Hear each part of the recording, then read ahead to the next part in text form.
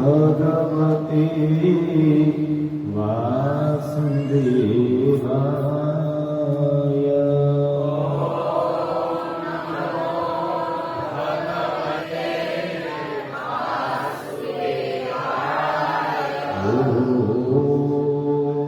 नमो भगवते वासुदेवाय।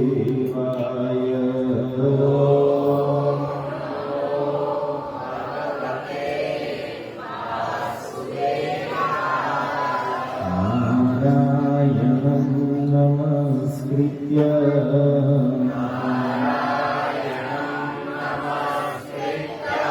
नरं चैव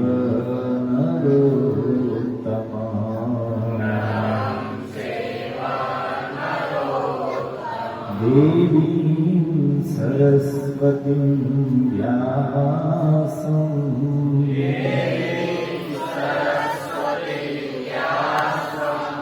ततो जयेमुदीरये।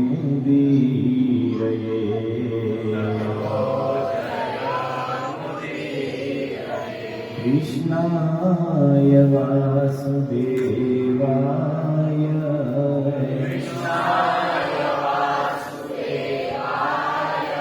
देवकी नन्दनाय च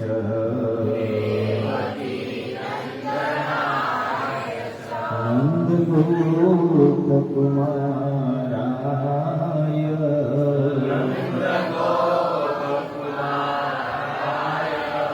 गोविन्दाय नमो नमः।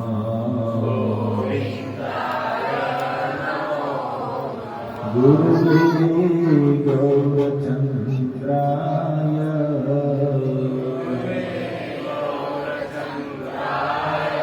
राधिकाय तदालये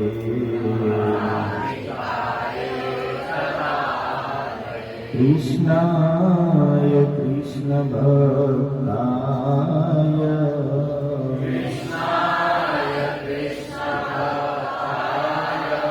तद्भक्ताय नमो नमः।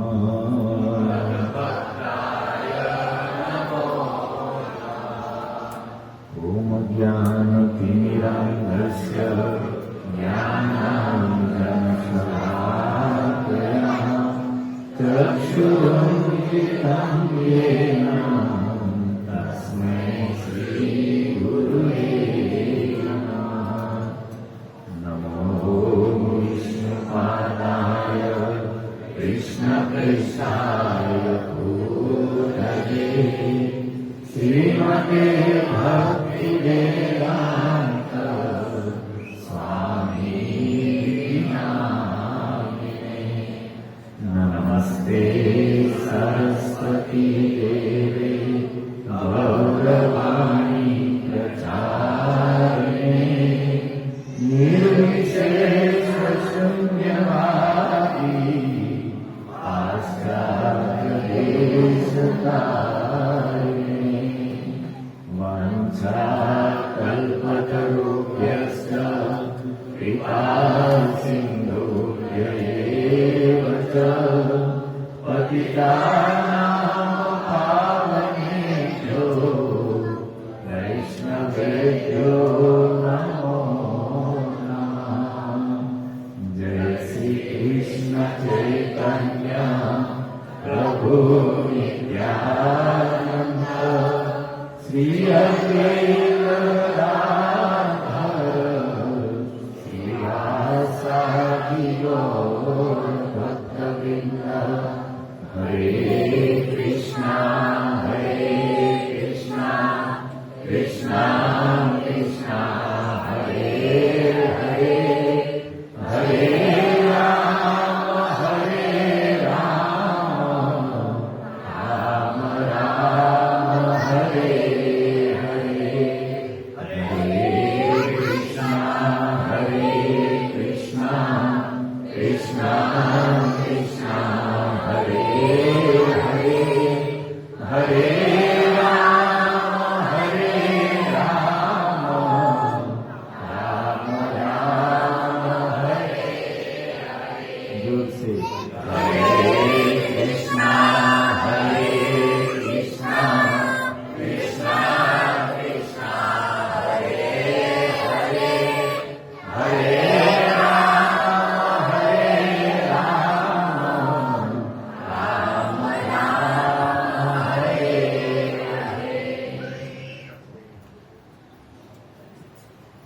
हरे कृष्ण। क्या नाम है बेटा इसका? क्या माधव? अच्छा, माधव महामंत्र बोलता है। ऐसे सब लोग बोले तो ये सब उड़ जाएगा। 3 दिन से मैं देख रहा हूँ, पूरी ताकत लगाकर। भाग्यशाली है कि इतनी छोटी अवस्था में इस प्रकार भगवान का नाम ले रहा है। हम लोग इस उम्र के थे तब जानते भी नहीं थे। तो इस चतुर्थ दिवसीय श्रीमद् भागवत कथा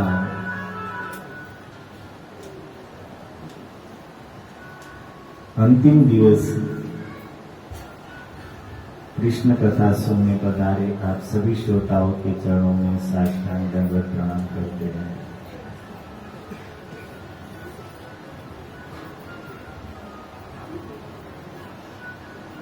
श्राद्ध के इन पवित्र दिनों में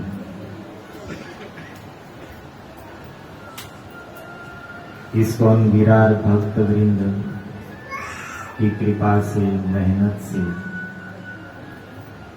हम लोगों को यहाँ पर ये सुंदर कथा सुनने का अवसर मिला। हम पहले भी ही आपको बता चुके हैं कि आस्फोट यंत्री पितर हैं। ये पितरों के दिन चल रहे हैं और पितरों के प्रसन्नता के लिए श्रीमद् भागवत सबसे श्रेष्ठ उपाय है। पितरों को पूर्ण रूप से तृप्ति प्राप्त होती है जब उसके वंश का कोई जीव भागवत कथा सुनता है। तो आज अंतिम दिन है और विषय हमारे पास बहुत बाकी है, तो सीधा कथा में ही हम प्रवेश करते हैं।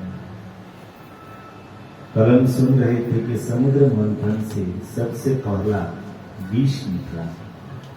सब देवता असुर सब लोग भागकर कैलाश पर भगवान शंकर के पास गए। महादेव जी ने कृपा करके पार्वती के साथ मंत्रणा करके विष का पान किया है। अभक्षण महादेव कृपया भूत भावना। संपूर्ण जीवों का मंगल करने वाले भगवान शंकर ने उस समुद्र व्यापी हलाहल विष को अपनी करतली की अंजलि में लेकर अभक्षण पान कर लिया। रामायण में लिखा है कि महादेव जी रा बोलकर विष का पान किए और म बोलकर मुख को बंद कर लिए। राम नाम के बीच में विष को अटका दिया। इसलिए लिखा है कि नाम फल जानहि शिव निको, काल कूट फल दीन्ह अनेको। नाम के प्रभाव से कालकूट हलाहल कालकूट विष भी राम नाम के प्रभाव से शिव जी के लिए अमृत के समान फल देने वाला बन गया। विष पान करने से महादेव जी का गला कंठ प्रदेश पूरा नीला हो गया और कभी से नाम हुआ नीलकंठ। और शिव जी की इस महान अद्भुत कार्य को देखकर श्री सुखदेव जी कहते हैं, तप्यन्ते लोकतापेन साधवः प्रायशो जना, परमाराधनम तद्धि पुरुषस्य अखिलात्मना।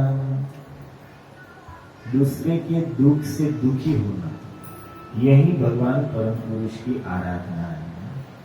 तप्यन्ति लोकतापेन साधवः प्रायशो जना। प्रायः का अर्थ होता है साधुओं को अपना दुख तो होता ही नहीं है, और कभी कभी कुछ है तो भी वो ध्यान में नहीं लेते हैं। दूसरे के दुख को देखकर साधु लोग दुखी होते हैं। रामायण में तो यहां तक लिखा है कि माखन जब उसके ऊपर ताप होता है तब द्रवित होता है, लेकिन साधु संत का हृदय तो मक्खन से भी कोमल होता है कि दूसरे के ताप से, दूसरे के दुख को देखकर वो द्रवित हो जाते हैं। ये संतों का, साधुओं का स्वभाव होता है। पर उपकार वचन मन काया, संत स्वभाव सहज खगराया।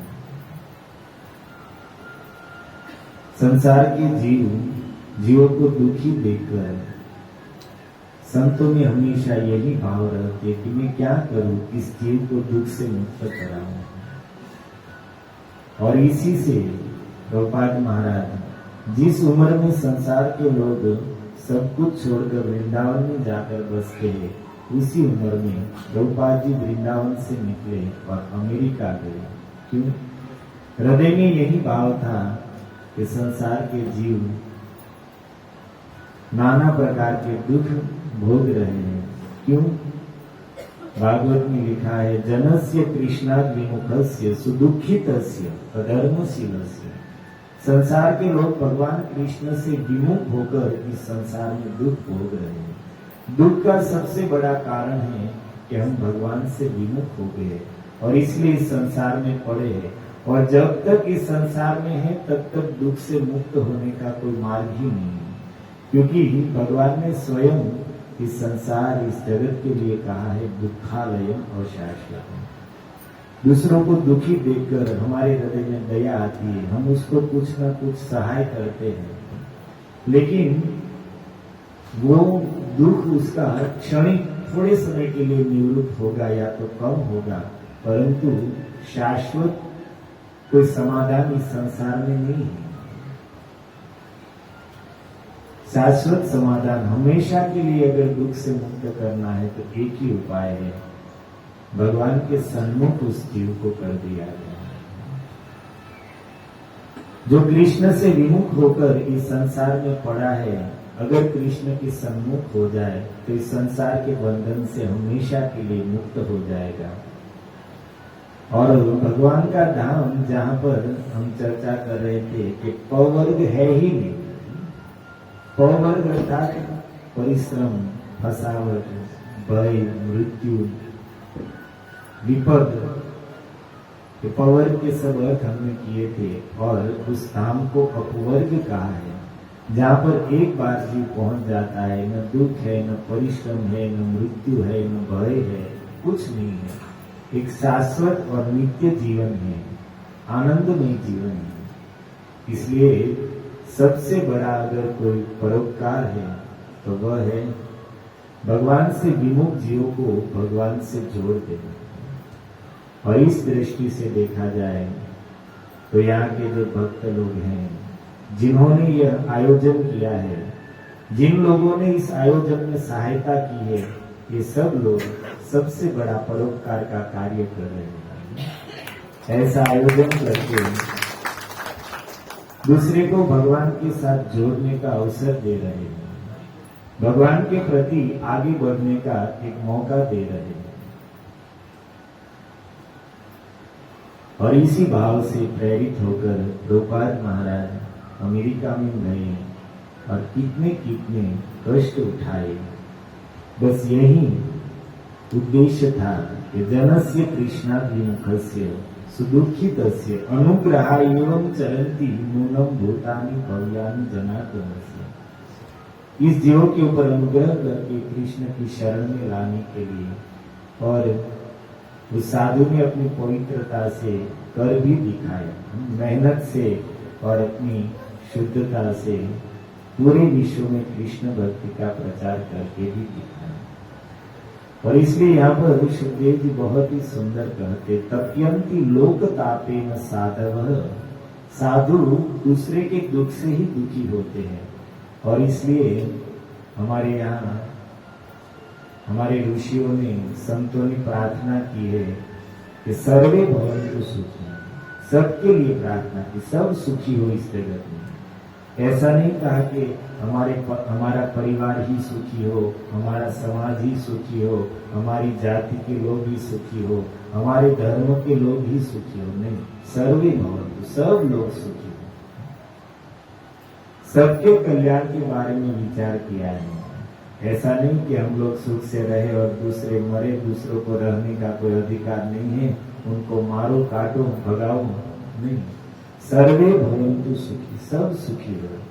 सर्वे सन्तु निरामयाः, सब निरोगी रहे। सर्वे भद्राणि पश्यन्तु, सबके जीवन में अच्छे दिन ही आए। मां कश्चित् दुःखभाग् भवेत्, किसी को जीवन में दुख देखना ही नहीं पड़े, ऐसी प्रार्थना हमारे ऋषि लोग कर रहे हैं। प्रहलाद जी तो भागवत में भगवान नरसिंह देव से प्रार्थना करते हुए कहते हैं कि प्रभु स्वस्त्यस्तु विश्वस्य, संपूर्ण विश्व का आप स्वस्ति मंगल कीजिए, और कलह प्रसिद्धता, दुष्टों का विनाश कीजिए, ऐसा नहीं कर रहे हैं, दुष्टों को प्रसन्न कीजिए, अर्थात हे प्रभु दुष्टों की दुष्टता को नष्ट कीजिए। दुष्टों का विनाश करने के लिए न कहकर क्या कहते हैं, दुष्टों की दुष्टता को समाप्त कर दीजिए। क्योंकि व्यक्ति कोई बुरा है ही नहीं, उसके अंदर जो बुराई है उसको अगर मिटा दिया जाए तो वह व्यक्ति तो अच्छा ही है। जैसे मान लीजिए कोई शराबी है, तो उसकी शराब छुड़ा दी जाए तो व्यक्ति अपने आप अच्छा बन जाएगा। उसमें जो बुराई है उसको अगर समाप्त कर दी जाए वो तो अच्छा ही है। और यह कार्य एकमात्र भगवान के भक्त करते हैं। भगवान तो दुष्टों का विनाश करते हैं, परंतु एक संत, एक भक्त दुष्टों का विनाश न करके उसके अंदर जो दुष्टता है उसको नष्ट करके उसको सज्जन साधु बना देते हैं। और इसलिए भगवान से भी श्रेष्ठ उनके भक्तों को माना गया है, क्योंकि भगवान दुष्टों का विनाश करते हैं परंतु उनके भक्त दुष्टता का विनाश करते हैं और दुष्ट को भी सज्जन बना देते हैं। इसलिए जब जगाए मदाय के ऊपर महाप्रभु क्रोधित हो गए तो नित्यानंद प्रभु याद दिलाते हैं कि प्रभु आपने इस जन्म में प्रतिज्ञा ली है कि इस जन्म में मैं किसी असुर को मारूंगा नहीं, उन सबको तारूंगा, दुष्टों को मारूंगा नहीं, उनकी दुष्टता समाप्त करके उनको कृष्ण भक्ति दान करके उसको तारूंगा। ये साधुओं का स्वभाव होता है। शिव जी ने इतना बड़ा कार्य किया, निशम्य कर्म तत्संगोर देव देवस्य मेढुषी, बहुत बहुत सबने प्रशंसा की। पार्वती जी ने भी बहुत गुणगान गाए, ब्रह्मा जी, वैकुंठस्थ भगवान अजित ने भी शिव जी की बहुत वाहवाह की, स्तुति की। और कहते कि शिव जी ने विषपान किया तो अंजलि से 2-4 बिंदु जो विष के नीचे गिरे वो सब जहरीले जीव जंतु है, उन लोगों ने चाट लिया। बिच्छू, सर्प इत्यादि ने, और भी डंसने वाले जीव और विषैली औषधियों ने उसको ग्रहण कर लिया और तभी से ये सब भी विषैले हो गए। और अब आगे कहते हैं कि पीते गरे वृषांकेण प्रीतास्ते अमर दानवा। अब विष की जो विघ्न विष के रूप में आया था वो समाप्त हो गया, तो फिर से देवता और दानव प्रसन्न होकर समुद्र मंथन में लग गए और उत्साह पूर्वक ममंथुस तरसा अत्यंत तेज गति से मंदराचल को घुमाने लगे और तुरंत ही हवीर धानी ततो भवत, उसमें से कामधेनु गाय प्रकट हो गई और कामधेनु गाय को ऋषियों को दिया है, जिन्होंने तपस्या के बल से अपने अंतःकरण को पवित्र कर दिया है, जिन्होंने आत्म साक्षात्कार किया है। ऐसे पवित्र ऋषि मुनि ही गाय की महिमा को, गौ सेवा की महिमा को समझ सकते हैं और इसलिए कामधेनु गाय ऋषियों को प्रदान की। और वैसे भी नियम है कि कोई अच्छा कार्य करे और उसमें जो लाभ हो तो पहली कमाई साधु संतों को या भगवान की सेवा में देनी चाहिए। आज भी कई लोग हैं ऐसे जो पहली बार पगार आता है या कुछ कमाते हैं तो मंदिर में या साधुओं की सेवा में लगाते हैं। तो अब इतना बड़ा परिश्रम समुद्र मंथन रूपी कर रहे हैं और पहले ही 20 को तो कोई कमाई कहेंगे नहीं, तो पहला ही रत्न निकला क्या, कामधेनु गाय, तो दान के रूप में ऋषियों को प्रदान किया। फिर मंथन चालू हुआ तो ततः उच्चे श्रवा नाम हयो अभूत चंद्र पांडुकर। फिर निकला है उच्चे श्रवा नाम का अश्व जो चंद्रमा के समान अत्यंत उज्जवल और एकदम बड़ा, देखने में ही आकर्षित था। तस्मिन बलि स्पृहाम चक्रु, बलि महाराज जो असुरों के राजा है, देखते ही उसके मन में इच्छा हुई कि भाई ये मुझे चाहिए। तो न इंद्र ईश्वर शिक्षया, इंद्र ने कोई इच्छा नहीं की क्योंकि उसको पहले से ही भगवान ने सिखा कर रखा था कि तुम लोगों को किसी भी वस्तु की इच्छा या लोभ नहीं करना है। तो बलि महाराज को उच्चे श्रवाश्व दिया है। मंथन फिर से प्रारंभ हुआ और अब की बार ततः ऐरावतो नाम वारणेन्द्र विनिर्गतः, ऐरावत नाम का गजेंद्र उसमें से प्रकट हुआ है, जिसकी विशेषता बता रहे दंडभीष्ट चतुर्भी, जिसको 4 दांत थे। हाथी को सामान्य रूप से 2 दांत बाहर होते, लेकिन इसके 4 दांत थे और श्वेत और काला नहीं था। हम लोगों ने तो काला हाथी ही देखा है, लेकिन ये एकदम उज्जवल हाथी था। कैसा था तो कहते हैं कैलाश से भी उज्जवल। भगवान शंकर का जो निवास स्थान है कैलाश पर्वत, जो पूरा बर्फ से ढका रहता है, इसलिए उज्जवल दिखता है, लेकिन उसको भी जाखा कर दे ऐसा उज्जवल ऐरावत हाथी था। तो देवराज इंद्र ने इच्छा की तो भगवान ने यह ऐरावत इंद्र को दे दिया। फिर से मंथन प्रारंभ हुआ तो अब की बार कौस्तुभाख्यम भूतरत्नम पद्मरागो महोदधे, कौस्तुभ मणि निकला है और सब असुर लोग दौड़े आगे कि हमारी बारी है, ये मणि हम लेंगे। तो भगवान आगे आए और कहा कि अरे असुरों, हमने भी इसमें कुछ मेहनत किया है कि नहीं? तो किया है ना, तो फिर हमारी बारी है, ये हमको चाहिए। भगवान को कौन ना कहे, क्योंकि सब करने वाले वही है, तो सब हट गए पीछे। तो जो कौस्तुभ मणि था वो भगवान को दिया गया। और फिर से मंथन प्रारंभ हुआ तो अब की बार ततो भवत पारिजात सुरलोक विभूषणम, तो पारिजात वृक्ष निकला है और जिसके लिए कहते पूरे अर्थिनो यो अर्थे शाश्वत। उसकी विशेषता क्या थी? पारिजात अर्थात कल्प वृक्ष। जो व्यक्ति उसके पास जाएगा, उसकी छाया में जाएगा, उसकी समस्त इच्छाओं को कल्प वृक्ष पूर्ण करता है। ये उस वृक्ष की दिव्यता है। और कैसे सुखदेव जी कहते भूरि यथा भगवान, हे राजन, जैसे आप परीक्षित जी से कहते हैं कि राजन, जैसे आपके पास जब तक आप राजा थे कोई भी खाली हाथ वापस नहीं गया है। आपके पास जो भी व्यक्ति जो इच्छा लेकर आया उसकी इच्छा से भी अधिक आपने दिया है। आज तक आपके पास से कोई निराश नहीं गया है। सुखदेव जी ऐसा नहीं कि परीक्षित जी की बढ़ा चढ़ाकर प्रशंसा कर रहे हैं। तो सुखदेव जी तो दिगंबर है, दिशाओं को ही वस्त्र के रूप में धारण करते हैं, अर्थात वस्त्र पहनते ही नहीं है। उसको क्या किसी वस्तु की जरूरत थी कि वो परीक्षित जी की प्रशंसा करे झूठ मूठ की? उसको कोई स्वार्थ था?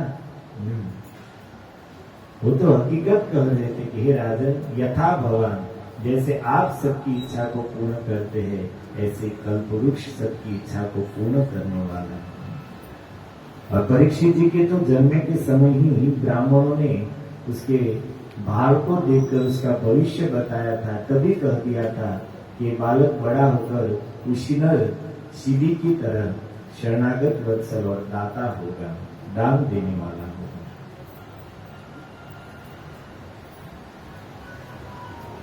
लेकिन अब सब असुर थे, वो सब नाराज हो गए इस वृक्ष को देखकर।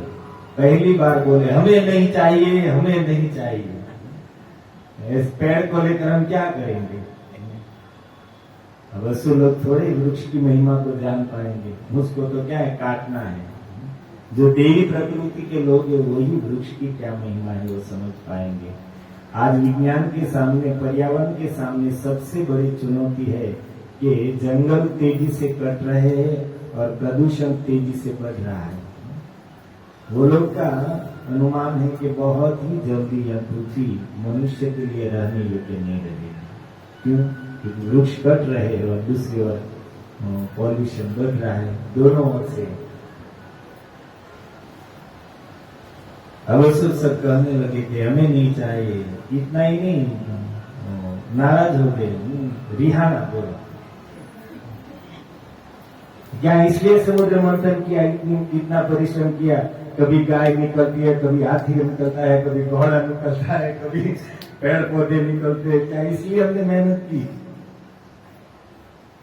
तो कहा कि भाई आप शांति रखिए, आपको नहीं चाहिए तो देवताओं को दे दीजिए, भाई इंद्र इत्यादि देवताओं को यह वृक्ष दे दीजिए।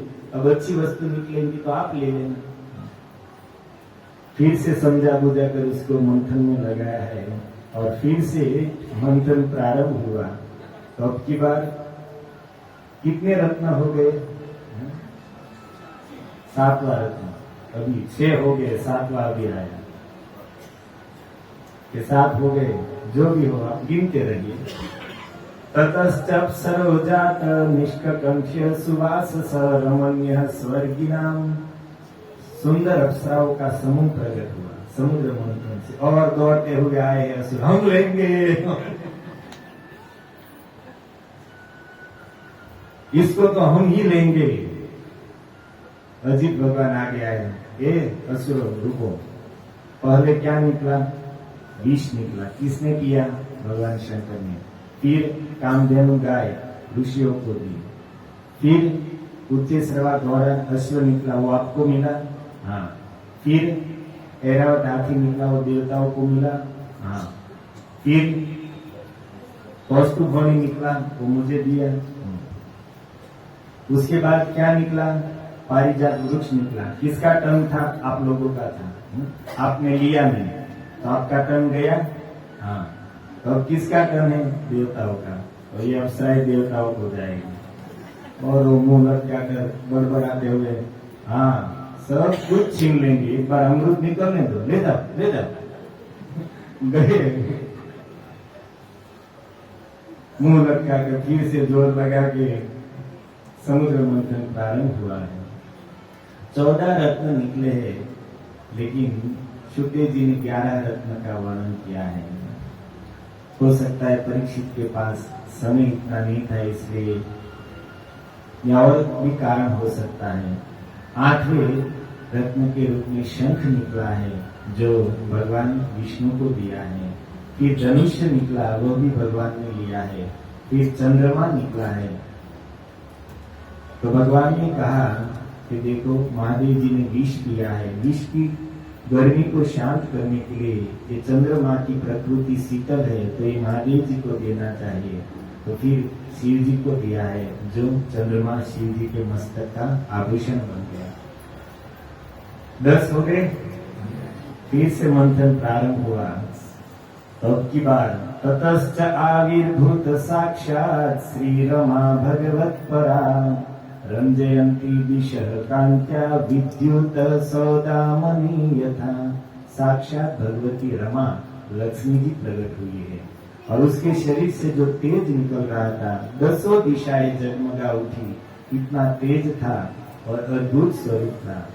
और तस्याम चक्रु स्पृहा सर्वे सूर असुर मानवा।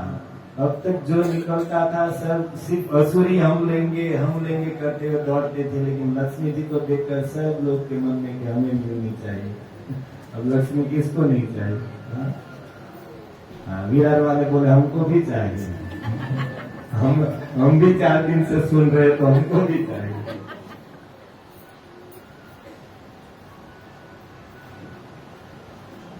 सबसे पहले देवराज इंद्र सुंदर सुवर्ण का सिंहासन लेकर आए हैं, लक्ष्मी जी को उसके ऊपर विराजमान किया और कहते हैं कि भूमि देवी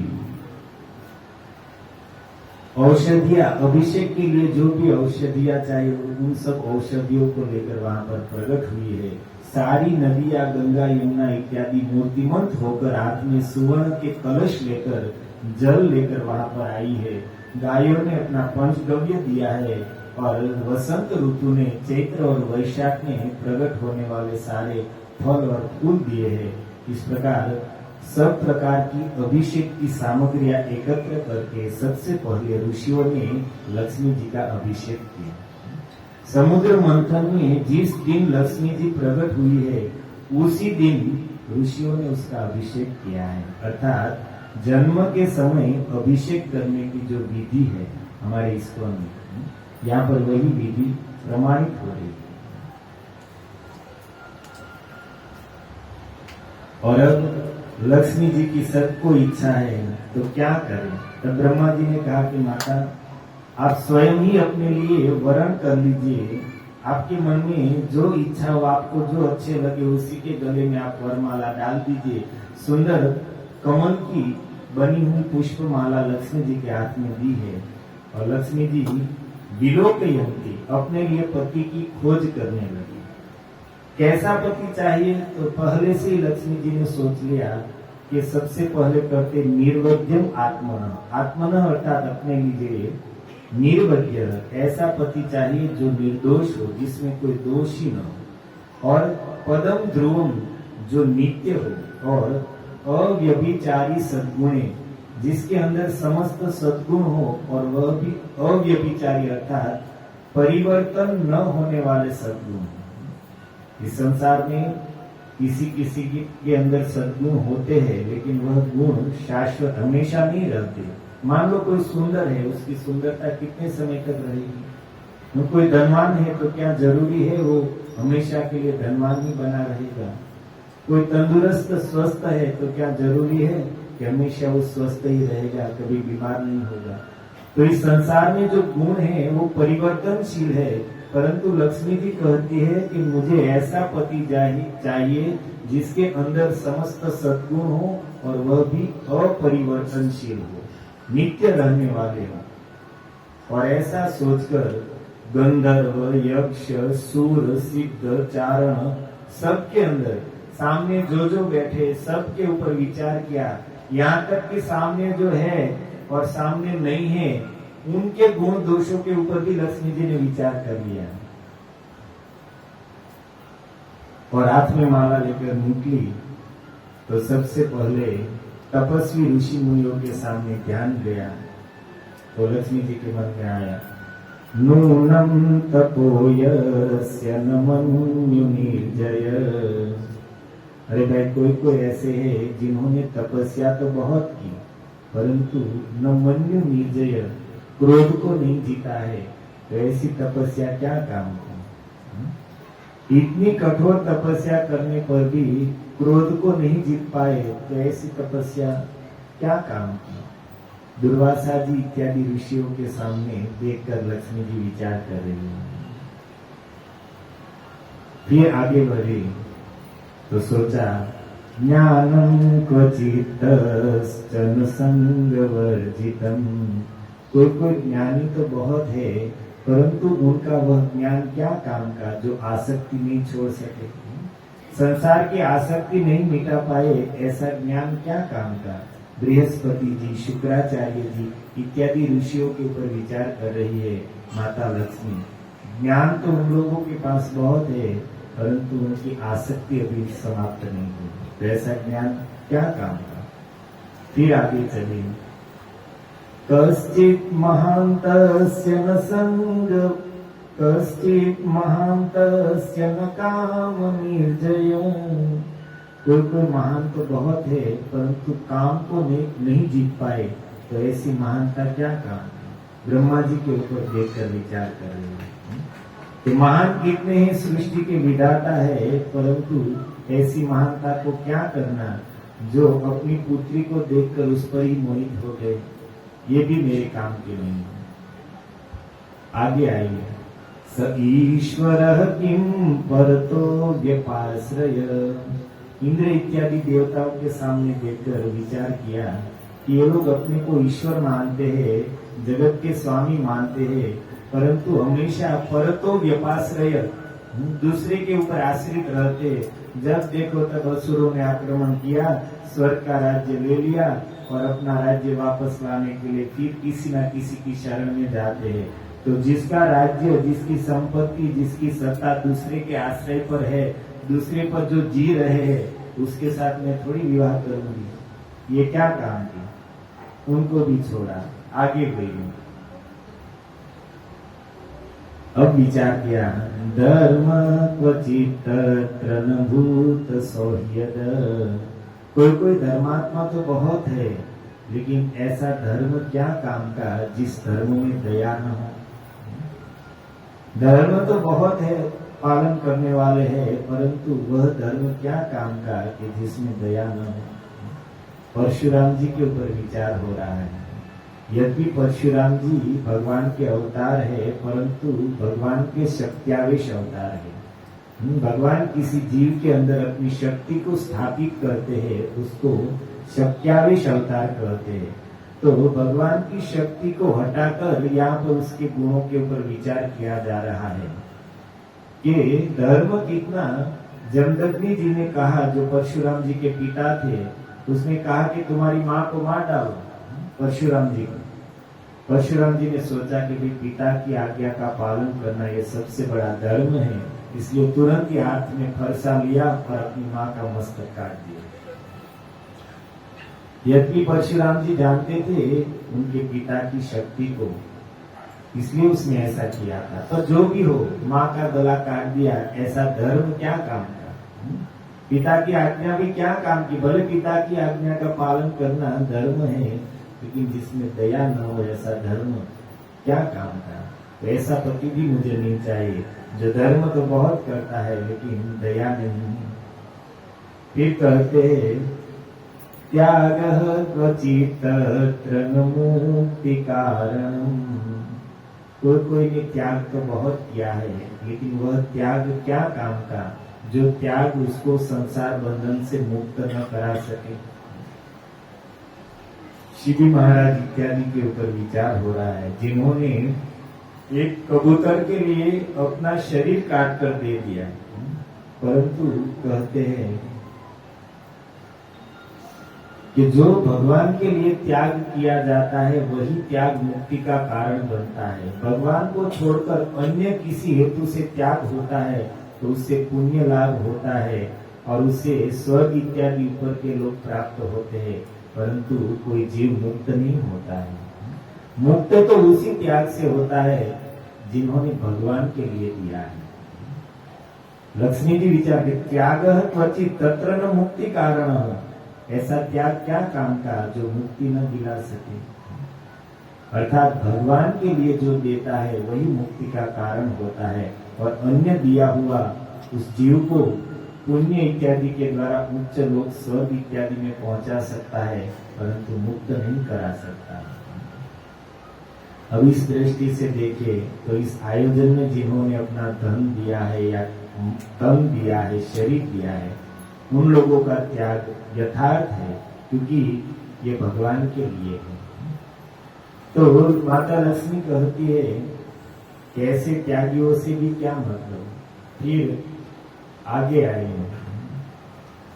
वीर्य नपुंसोस्त्यज वेग निष्कृतिम।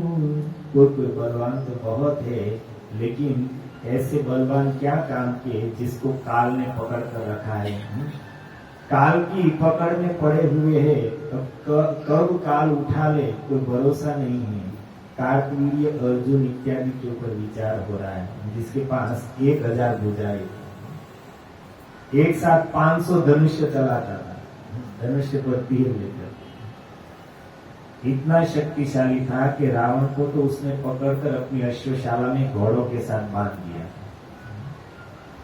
तो पुलत्स ऋषि गए और रावण को छुड़ा कर लेकर आए, लेकिन क्या काम का, काल की पकड़ में पड़ा हुआ है, काल रूपी अजगर में निकला हुआ है। फिर आगे विचार किया, क्वचित चिरायु नहीं शील मंगलम। क्वचित चिरायु, कोई कोई बहुत लंबी आयुष्य वाले हैं, परंतु नहीं शील मंगलम, लेकिन वो जानते ही नहीं है कि पत्नी को कैसे खुश रखा जाए।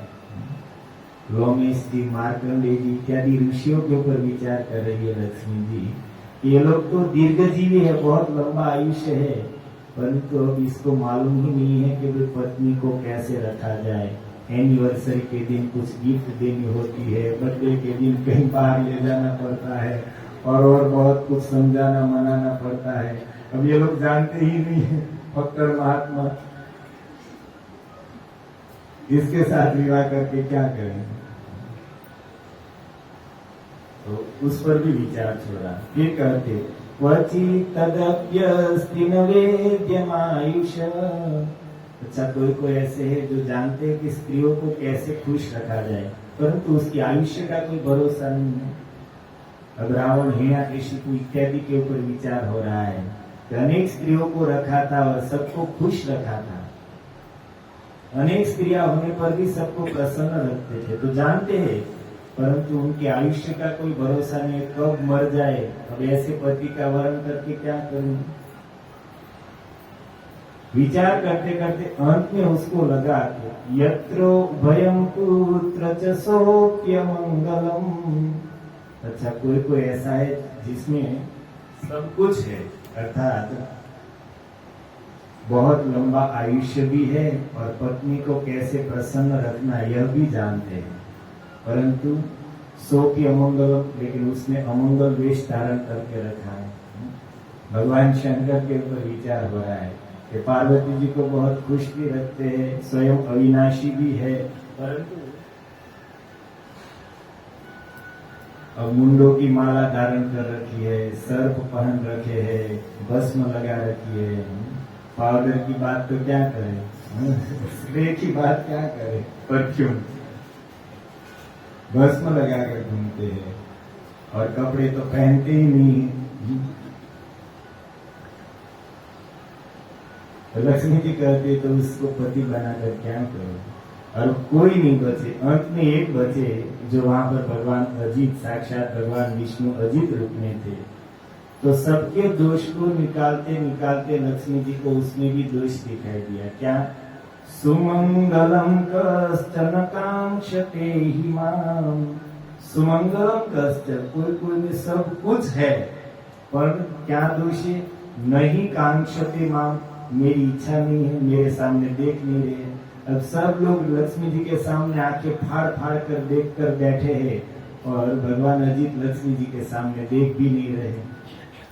तो लक्ष्मी जी ने सोचा कि इसके अंदर सब कुछ है, सुमंगलम, सब सद्गुण है, कोई भी दोष नहीं है, परंतु इसको तो मेरी इच्छा ही नहीं, मेरे सामने देख भी नहीं रहे। तो लक्ष्मी जी ने विचार किया कि निरपेक्ष, भले ही निरपेक्ष है, अर्थात ये तो आत्माराम है, अपने अंदर ही रमण करने वाले हैं, इसको मेरी कोई जरूरियात नहीं है, परंतु ईप्सितम, मेरे लिए तो यही वर पति होने योग्य है। एवं विमृश्य, इस प्रकार लक्ष्मी जी ने विचार करके अव्यभिचारी सद्गुण, समस्त सद्गुण और वह भी नित्य निरंतर रहने वाले हैं, ऐसे भगवान मुकुंद को रमा मुकुंदम वरम वरे, मुक्तिदाता भगवान विष्णु को रमा लक्ष्मी जी ने वर के रूप में वरण कर लिया।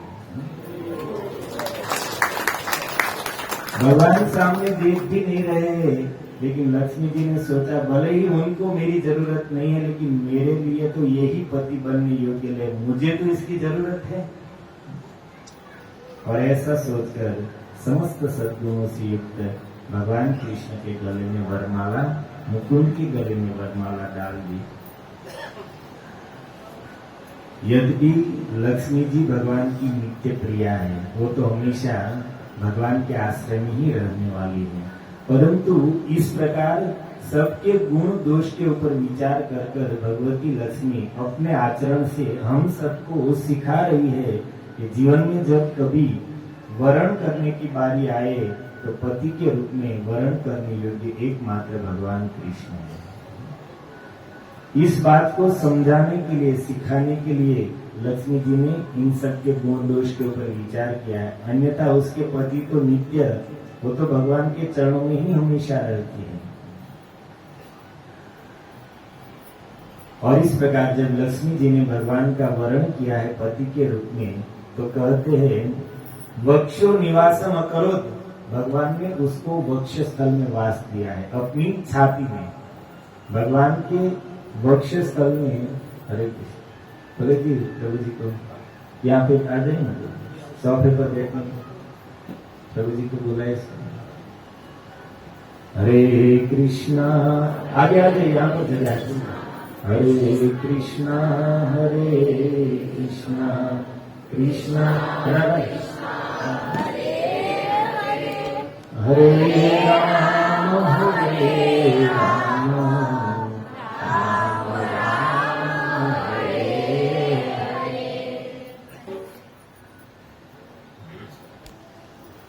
भगवान के वक्ष स्थल पर एक गोल्डन रोमावली है जिसको श्रीवत्स चिन्ह कहते हैं। वहां पर भगवान ने लक्ष्मी जी को स्थान दिया। यद्यपि लक्ष्मी जी भगवान के चरणों में रहकर चरणों की सेवा करना चाहती है, परंतु भगवान ने लक्ष्मी जी को चरणों से उठाकर अपने वक्ष स्थल में स्थान दिया। क्यों जानते हैं?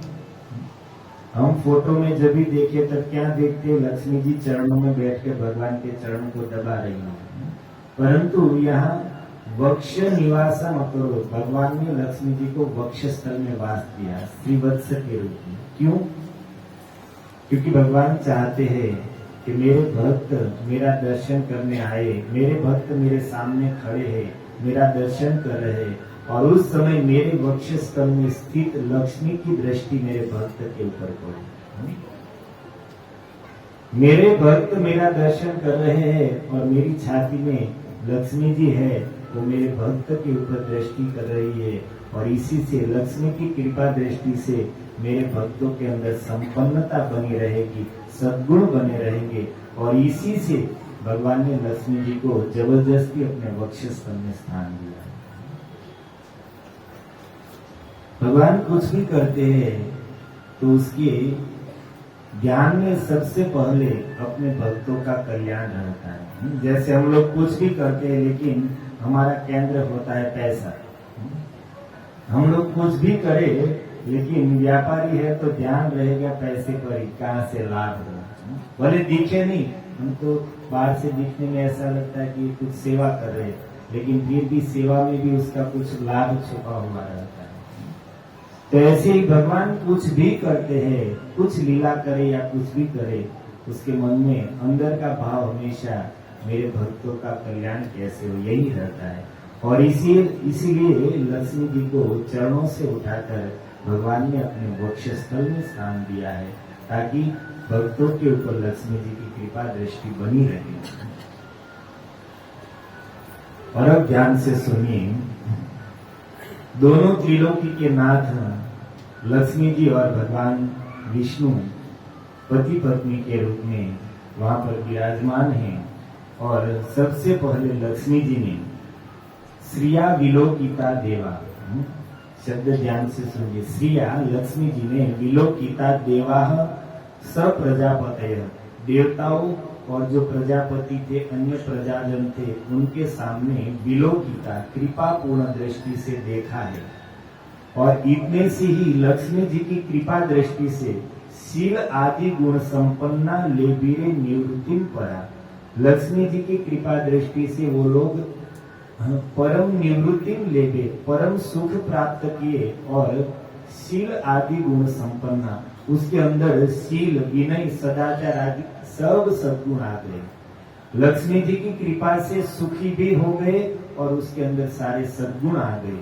और अब दूसरी बात देखिए, यदा लक्ष्मी उपेक्षिता दैत्य दानवा, और वहां पर जो दैत्य और दानव थे उसके ऊपर भी लक्ष्मी जी ने दृष्टि की, परंतु कैसे? उपेक्षा पूर्वक लक्ष्मी जी ने उस पर दृष्टि की है, और तब क्या हुआ?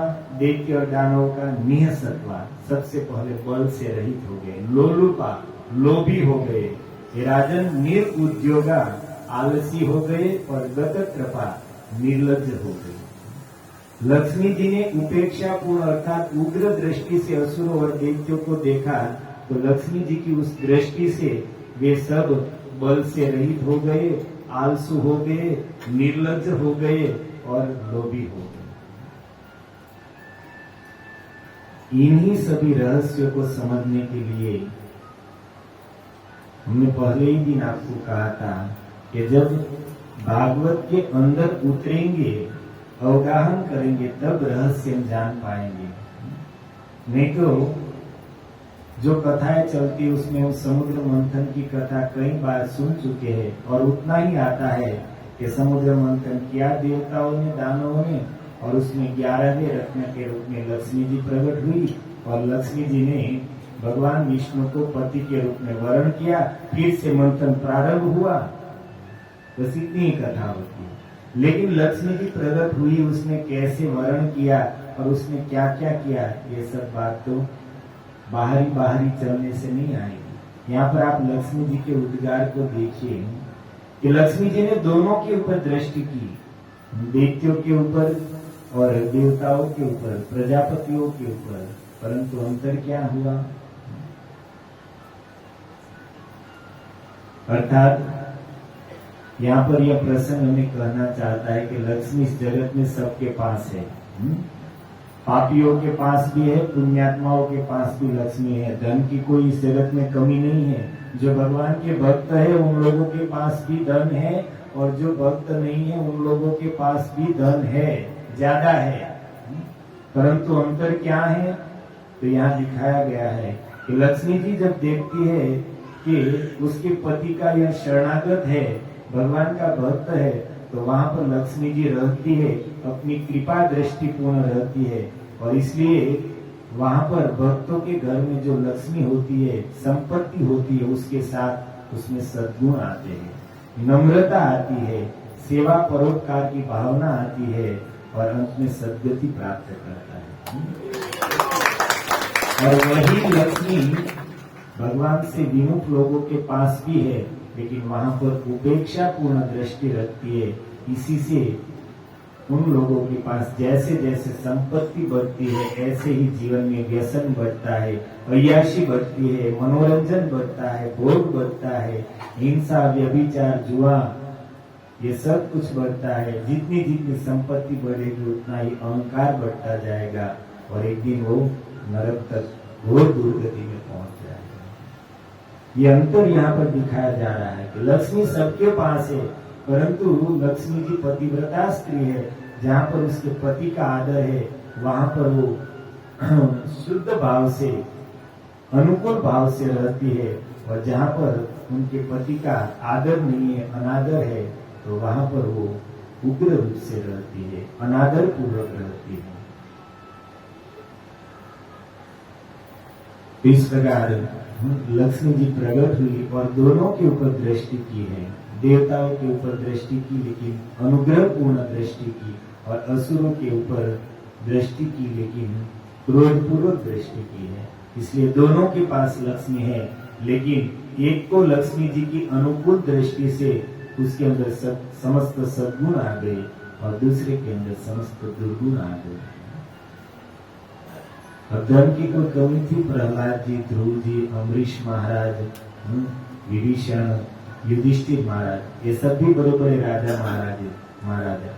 और दूसरी ओर हिरण्यकशिपु, रावण, दुर्योधन, कंस, ये सब भी बड़े बड़े धनवान थे। उनके पास भी लक्ष्मी थी, लेकिन अंतर था ना, वो लोग भगवान के भक्त है तो महान गिने गए, और ये लोग भगवान से विमुख थे, तो जितनी संपत्ति आई उतनी ही बिगड़ते गए, उदंड होते गए। तो इस प्रकार लक्ष्मी जी भगवान का वर्ण किए, और फिर से समुद्र मंथन प्रारंभ हुआ है। और समुद्र मंथन प्रारंभ होते ही अब की बात, अथासीद्वारुणीं देवी कन्या कमल लोचना, और अब वारुणी मदिरा निकली है और वो लोग दौड़े, इसको तो हम ही लेंगे।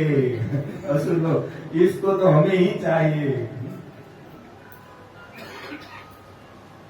देवता लोग को तो उसमें रस नहीं था। असुर लोग आए और भगवान कहा हाँ ले लो, आपके लिए ही, आपके लिए ही प्रकट हुई है, पियो प्रेम से, शांति से पियो। तो मदिरा असुरों ने ली, अर्थात मदिरा पीते हैं वो कौन है? मैं नहीं बोल रहा हूँ, इसमें लाइव हो रहा है, आप लोग बोल रहे हैं।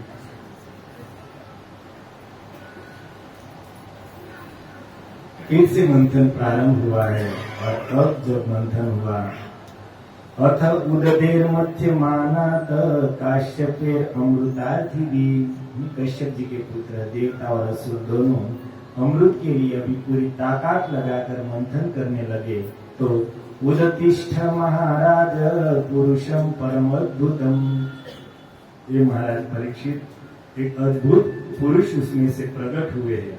अमृत पूर्ण कलशम बिभ्रद वलय भूषित, उसकी सुंदर बाजूबंदों से सुशोभित भुजाओं में अमृत का कलश था।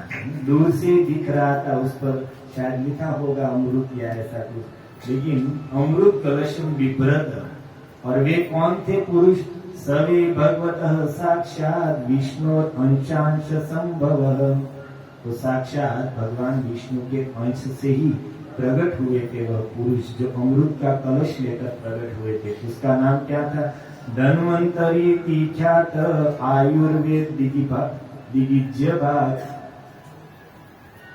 बताइए हरे कृष्णा कृष्णा कृष्णा हरे हरे, हरे राम राम राम हरे हरे।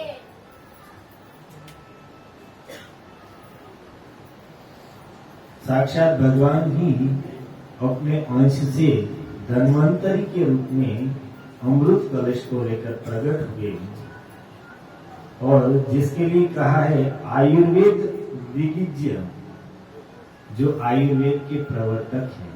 धन्वंतरी भगवान ने हमारा जो आयुर्वेद शास्त्र है उसके रचयिता कौन है? भगवान धन्वंतरी है।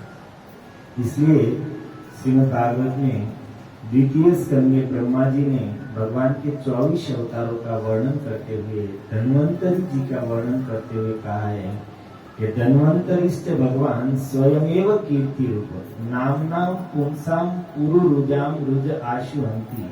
धन्वंतरी भगवान का स्मरण करने से ही बड़े बड़े रोग समाप्त हो जाते हैं।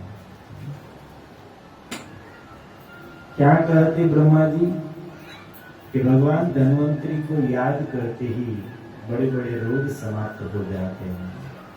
आयुर्वेद के बड़े बड़े आचार्य हुए चरस आदि, उन्होंने बड़े बड़े ग्रंथ लिखे, लेकिन सभी आयुर्वेद आचार्यों ने एक साथ एक ही बात में स्वीकार किया है कि औषधि को भगवान का स्मरण कर कर लेने से ही शरीर में औषधि लाभ करेगी। सबने पहली बात यही लिखी है कि कोई भी औषधि भगवान के नाम के बल से ही शरीर में प्रभाव करेगी।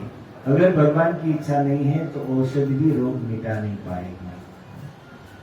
हमारे गुरु महाराज इस प्रसंग में कहते हैं, एक बार वो हॉस्पिटल में गए थे, तो डॉक्टर ने ऐसी बात में कहा कि तो आप साधुओं को भी हम लोगों के पास आना पड़ता है, आप लोगों को तो भगवान पर विश्वास होना चाहिए, तो फिर आप डॉक्टर के पास क्यों आते हैं?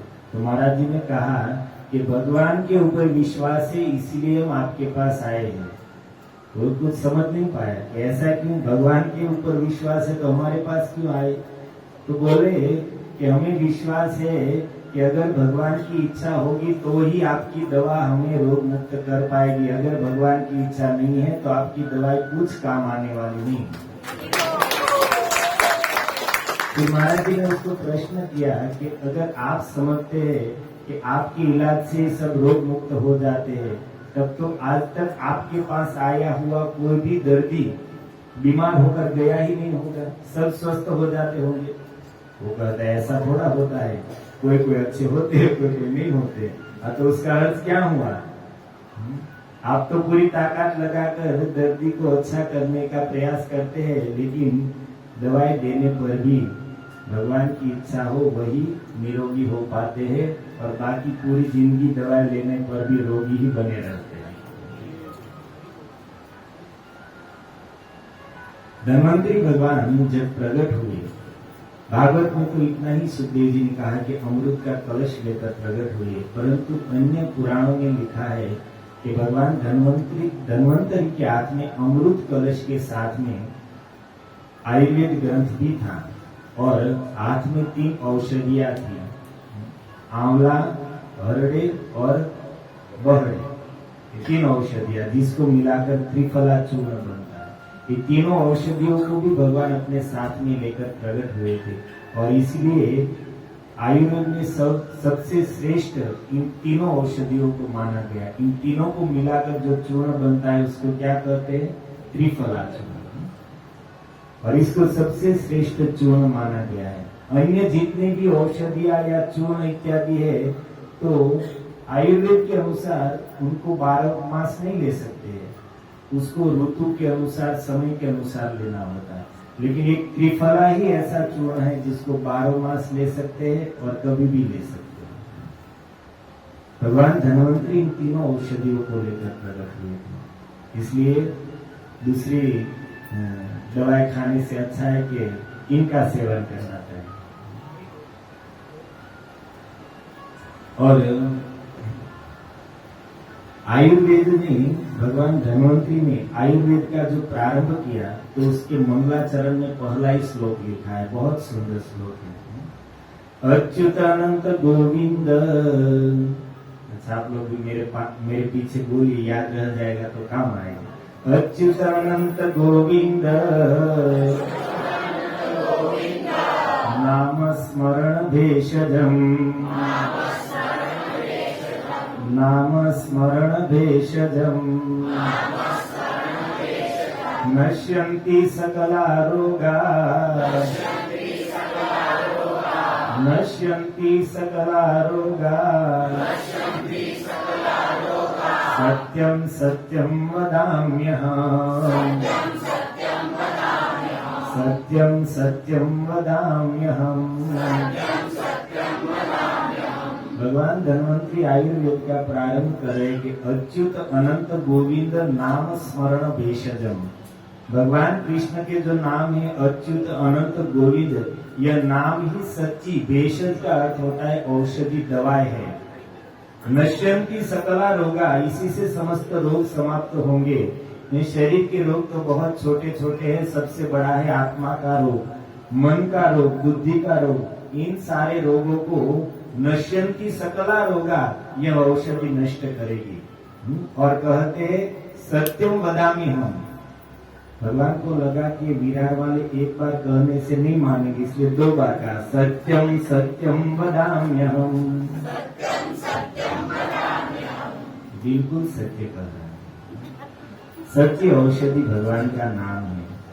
अब आत्मा के रोग को मिटा सके, मन के रोग को, मानसिक रोगों को मिटा सके, बुद्धि के रोग को मिटा सके, ऐसी कोई औषधि तो है ही नहीं। लेकिन ये तो ऐसी औषधि है कि आत्मा के रोग को भी मिटा देती है, अर्थात भव रोग को नष्ट करने वाली है। शरीर के रोग को तो मिटाएगी, लेकिन साथ में सबसे बड़ा जो भव रोग है उसकी तो एकमात्र औषधि है कृष्ण का नाम ही है। अभी मैं आया तो गुरु महाराज भक्ति वेदांत हॉस्पिटल में है, तो वहां से आया तो वहां पर सुंदर मंदिर बना हुआ है हॉस्पिटल में। जगन्नाथ बलदेव सुभद्रा जी है और गौर निताय है। तो नित्यानंद प्रभु का नाम तो नित्यानंद ही है, लेकिन चैतन्य महाप्रभु का नाम वहां पर क्या है? चैतन्य वेद्य। चैतन्य वेद्य, वेद्य का अर्थ होता है डॉक्टर। अरे भाई किस बात के डॉक्टर? तो वहां पर लिखा है एनेची औषधि माया नासी बार लागी, हरिनाम महामंत्र लवो तुम मान। ये सत्य वेद्य है, हरिनाम रूपी महामंत्र, हरिनाम रूपी औषधि को लेकर आए हैं। इसलिए कहा कि महाप्रभु बहुत अच्छा लगा, चैतन्य वेद्य, सत्य वेद्य है भाई, जो सत्य औषधि को लेकर आए हैं। और फ्री में दे रहे हैं, बस मूल्य इतना देना है कि हमारे अंदर श्रद्धा होनी चाहिए। फिर आप बैठे बैठे सोचे अरे ये सब कहने सुनने की बात है, तो कुछ लाभ नहीं है। श्रद्धा रूपी पूंजी दे तो महाप्रभु फ्री में औषधि बांटने आए हैं।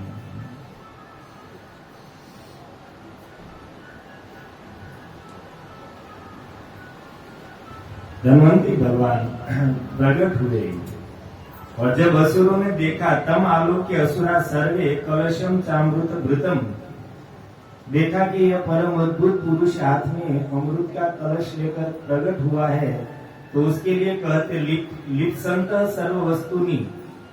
उसके मन में तो पहले से इच्छा थी कि जो कुछ मिलेगा वो सब भर लेंगे, और जब अमृत का कलश देखा तो तरसा कलशम आहरत, तुरंत ही उस धनवंतरी के हाथ में से अमृत का कलश लेकर भाग गए। असुर लोग, यहाँ पर प्रश्न होता है कि कोई सामान्य व्यक्ति हो, कोई देवता हो, तो उनके हाथ में से अगर कोई असुर लेकर भाग जाए, ये बात समझ में आती है, लेकिन भगवान के हाथ में से लेकर भाग गए, ये कैसे समझ में आए? तो आचार्यों ने स्पष्टता की है कि भगवान अगर कोई बेईमानी करना चाहते हैं तो उसको एक मौका देते हैं बेईमानी करने का, लेकिन उसका फल, उसका अंत अच्छा नहीं आएगा, ये दिखाने के लिए उन लोगों को लेकर भागने दिया। बेईमानों को बेईमानी का अवसर तो मिलता है, लेकिन फिर हम संसार में भी देखते हैं कि उसका अंत कैसा होता है।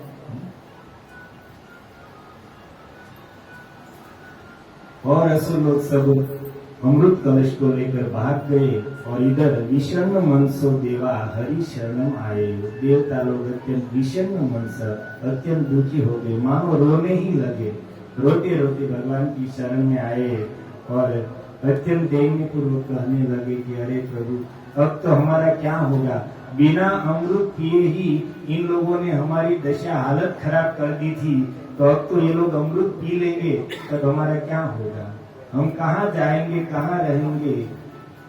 इस प्रकार जब देवता लोग अत्यंत दुखी होकर प्रार्थना करने लगे तो कहते हैं कि भगवान भृत्य काम कृत। भगवान के लिए नाम यहाँ पर सुखदेव जी कह रहे हैं कि भृत्य काम कृत। भगवान अपने भक्तों का काम करने के लिए हमेशा ही तैयार रहते हैं। भृत्य काम कृत। और कहा कि देवताओं, आप लोग दुखी मत हो, मैं आपका सब कार्य करूंगा। और इधर क्या हुआ, जो असुर लोग अमृत कलश लेकर भागे थे, मीठा कलिर भूतेशाम, उन लोगों में परस्पर लड़ाई होने लगी उस अमृत के लिए। सब लोग उस अमृत के कलश को एक दूसरे के हाथ से छीन रहे और क्या कहे, अहम पूर्व नत्वम नत्वम। अरे मैं पहले पीऊंगा, मैं पहले पीऊंगा, तुमको तो मिलेगा ही नहीं, तुमको तो मिलेगा ही नहीं। अहम पूर्व नत्वम, यही चल रहा था। और यहाँ तक कहते हैं कि ये भूल गए कि अपना संबंध भाई भाई, पिता पुत्र सब संबंध भूल गए, सब एक दूसरे को गालियां दे रहे। क्षिपंती, अरे तुमने कुछ नहीं किया, मैं देख रहा था, तुम सिर्फ खड़ा था, कुछ जोर नहीं लगा रहा था, जोर तो मैंने लगाया है, मैं पहले पीऊंगा। वो कहता है तूने कुछ नहीं किया, मैं वासु के मुख के पास खड़ा था, मैंने विष की ज्वालाएं सहन किए, पहले मैं पीऊंगा। अब सब लोग परस्पर लड़ाई झगड़ा करने लगे। अब जो शक्तिशाली दैत्य थे वो सब अमृत के कलश के लिए परस्पर लड़ रहे, एक दूसरे के हाथ से छीना झपटी चल रही है। परंतु जो दुर्बल दैत्य थे, अब वो लोग सोचे कि यार इसमें हमारा तो कोई क्लास ही नहीं है, ये बलवान लोग भी परस्पर लड़ रहे हैं तो हमको कौन देगा। तब उसने क्या किया, ध्यान से सुनिए। देवाः स्वभागम अर्हन्ति, देवताओं को अपना भाग मिलना चाहिए। तुल्य आयास हेतवे, उसने भी पूरा परिश्रम किया है। समुद्र मंथन में देवताओं ने भी हमारे जैसा ही परिश्रम किया है, इसलिए देवाः स्वभागम अर्हन्ति, देवताओं को उनका भाग मिलना चाहिए।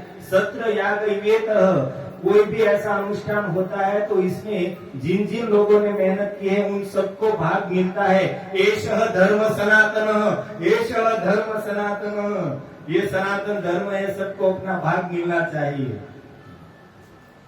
अब उसको धर्म से कोई लेना देना नहीं है, लेकिन क्यों बोल रहे हैं कि देवताओं को मिलेगा तो हमको तो मिल ही जाएगा।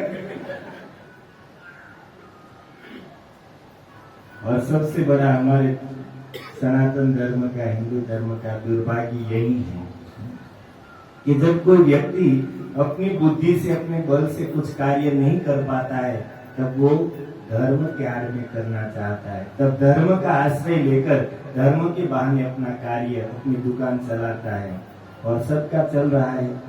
कलयुग के प्रभाव से इतने ऐसे भारतवर्ष में हैं पाखंडी, बड़े बड़े आश्रम और बड़े बड़े मंदिर करके बैठे हैं और लोगों को ठग रहे हैं, धर्म के नाम पर लोगों को लूट रहे हैं। पहले प्रयास कर, ऑफिस कर ली, नहीं चली, और कुछ कर लिया, न चला, तो फिर धर्म के नाम पर चला रहे हैं। हमें स्मरण आ रहा है 6-7 साल हुआ, गुरु महाराज परम पूज्य राधा गोविंदास गोस्वामी महाराज राधा रास बिहारी में थे। तो महाराज जी के रूम में हम बैठे थे, 4-5 भक्त थे वहां पर। उसी समय वो राम रहीम वाला कांड हुआ था, पंजाब या हरियाणा। तो किसी भक्त ने आकर महाराज जी के सामने वो बात चला दी और उसको सुनते ही महाराज जी रोने लगे। और महाराज जी की स्थिति तो रहती है कि कथा सुनते हुए भाव में रोते रहते हैं, लेकिन पहली बार देखा कि किसी ऐसे व्यक्ति के बारे में सुनकर भी रो रहे हैं। 1-2 मिनट लगे महाराज को स्वस्थ होने में, और फिर महाराज बोले कि एक तो कलयुग के जीव स्वभाव से दुर्गति भोग रहे हैं, और उस पर भी ऐसे पाखंडी लोग जीवों को और दुर्गति में डालकर नरक की ओर ले जा रहे हैं। और तब महाराज जी बोले, इसलिए भक्तों को चाहिए कि खूब प्रचार करें, खूब प्रभुपाद जी की पुस्तकों का वितरण करें, ताकि लोगों को सही मार्ग मिले, ऐसे पाखंडियों की पकड़ से लोग बचे और सही मार्ग पर चल सके। इसलिए भक्तों को खूब ऐसे आयोजन करने चाहिए, खूब प्रभुपाद जी की पुस्तकों का वितरण करना चाहिए, ताकि लोग सही रूप में भगवान को समझे, सही रूप में जीवन की दिशा को प्राप्त कर सके और सही मार्ग पर चलते हुए जीवन के अंत में इस संसार के बंधन से मुक्त हो सके। तो हाँ, ये सब जो शेष धर्म सनातन, सनातन धर्म के नाम पर वो अपना कार्य करवाना चाहते हैं। दुर्बला प्रबलान राजन विहित कलशान मुंह जात मत्सराई, ऐसा क्यों बोल रहे? ईर्ष्यावश बोल रहे, क्योंकि वो लोग पी लेंगे, हमारे हाथ में आएगा नहीं, इसलिए धर्म के बहाने उसको रोकना चाहते हैं। और इस प्रकार सब लड़ाई झगड़ा कर रहे हैं। ये तस्मिन अंतरे विष्णु सर्व उपाय विधीश्वर, और उसी बीच में भगवान विष्णु जो समस्त उपायों को जानने वाले के भी ईश्वर है। योषिद रूपम, सुंदर स्त्री का रूप धारण करके, परम अद्भुतम, 2 उपमाएं दिए, अनिर्देश जिसका वर्णन नहीं हो सकता है, और परम अद्भुत स्त्री का रूप लेकर वहां पर आए हैं, मोहिनी रूप लेकर। अब ऐसी सुंदरता थी कि लक्ष्मी जी उसकी तुलना में एक अंश में भी ना आ सके, ऐसा सुंदर मोहिनी रूप लेकर भगवान वहां पर आए हैं। तो वहां पर श्रीधर स्वामी लिखते हैं कि भगवान ने स्त्री का रूप क्यों लिया। तो एक तो कारण बताया कि भगवान असुरों को ठगना चाहते हैं, और इसलिए भगवान ने सोचा कि मेरा जो यह रूप है मेरे भक्तों का इष्ट स्वरूप है, मेरे भक्त मेरे इसी रूप की आराधना करते हैं, उपासना करते हैं, सेवा पूजा करते हैं, इसलिए मेरे भक्तों का यह प्रिय मेरा जो रूप है, इस रूप से मैं दूसरे को ठगने का कार्य नहीं करूंगा, छल कपट का कार्य मैं अपने इस रूप से नहीं करूंगा। तब स्त्री का रूप क्यों लिया? अब यहाँ पर माताएं ज्यादा बैठ,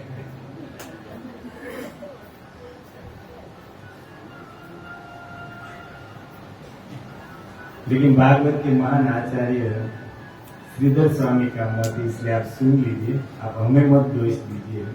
भगवान वो कहते कि स्त्री का रूप इसलिए लिया कि स्त्रियों के अंदर दूसरे को ठगने की वृत्ति ज्यादा होती है।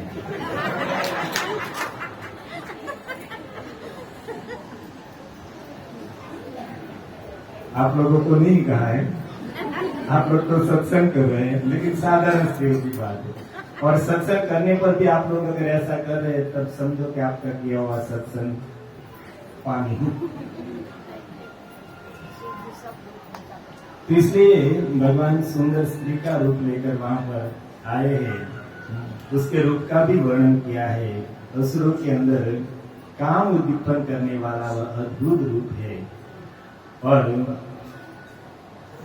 उस स्थान पर भगवान मोहिनी रूप से पहुंचे हैं, जहां पर कहते हैं कि दस्यु धर्मेण, ये सब असुर लोग दस्यु अर्थात लुटारों की तरह एक दूसरे को क्षिपंती गालियां देते हुए डाकुओं की तरह अमृत का कलश छीना झपटी कर रहे हैं। उसी स्थान पर भगवान मोहिनी रूप में पहुंचे हैं।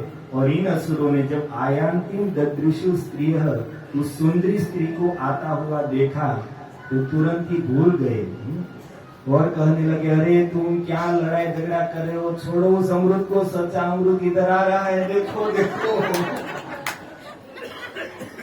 सच्चा अमृत तो यहाँ पर है, उस अमृत के पीछे क्या भाग रहे हो।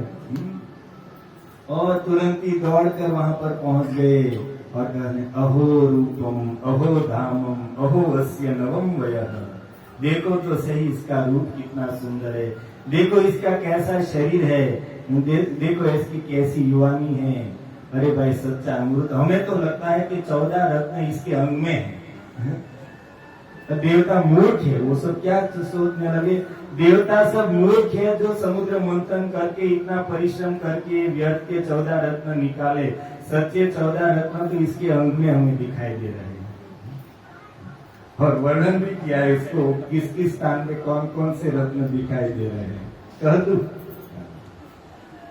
हास्य शंखम निभम, अरे देखो इस सुंदरी के, इसका हास्य ही शंख है।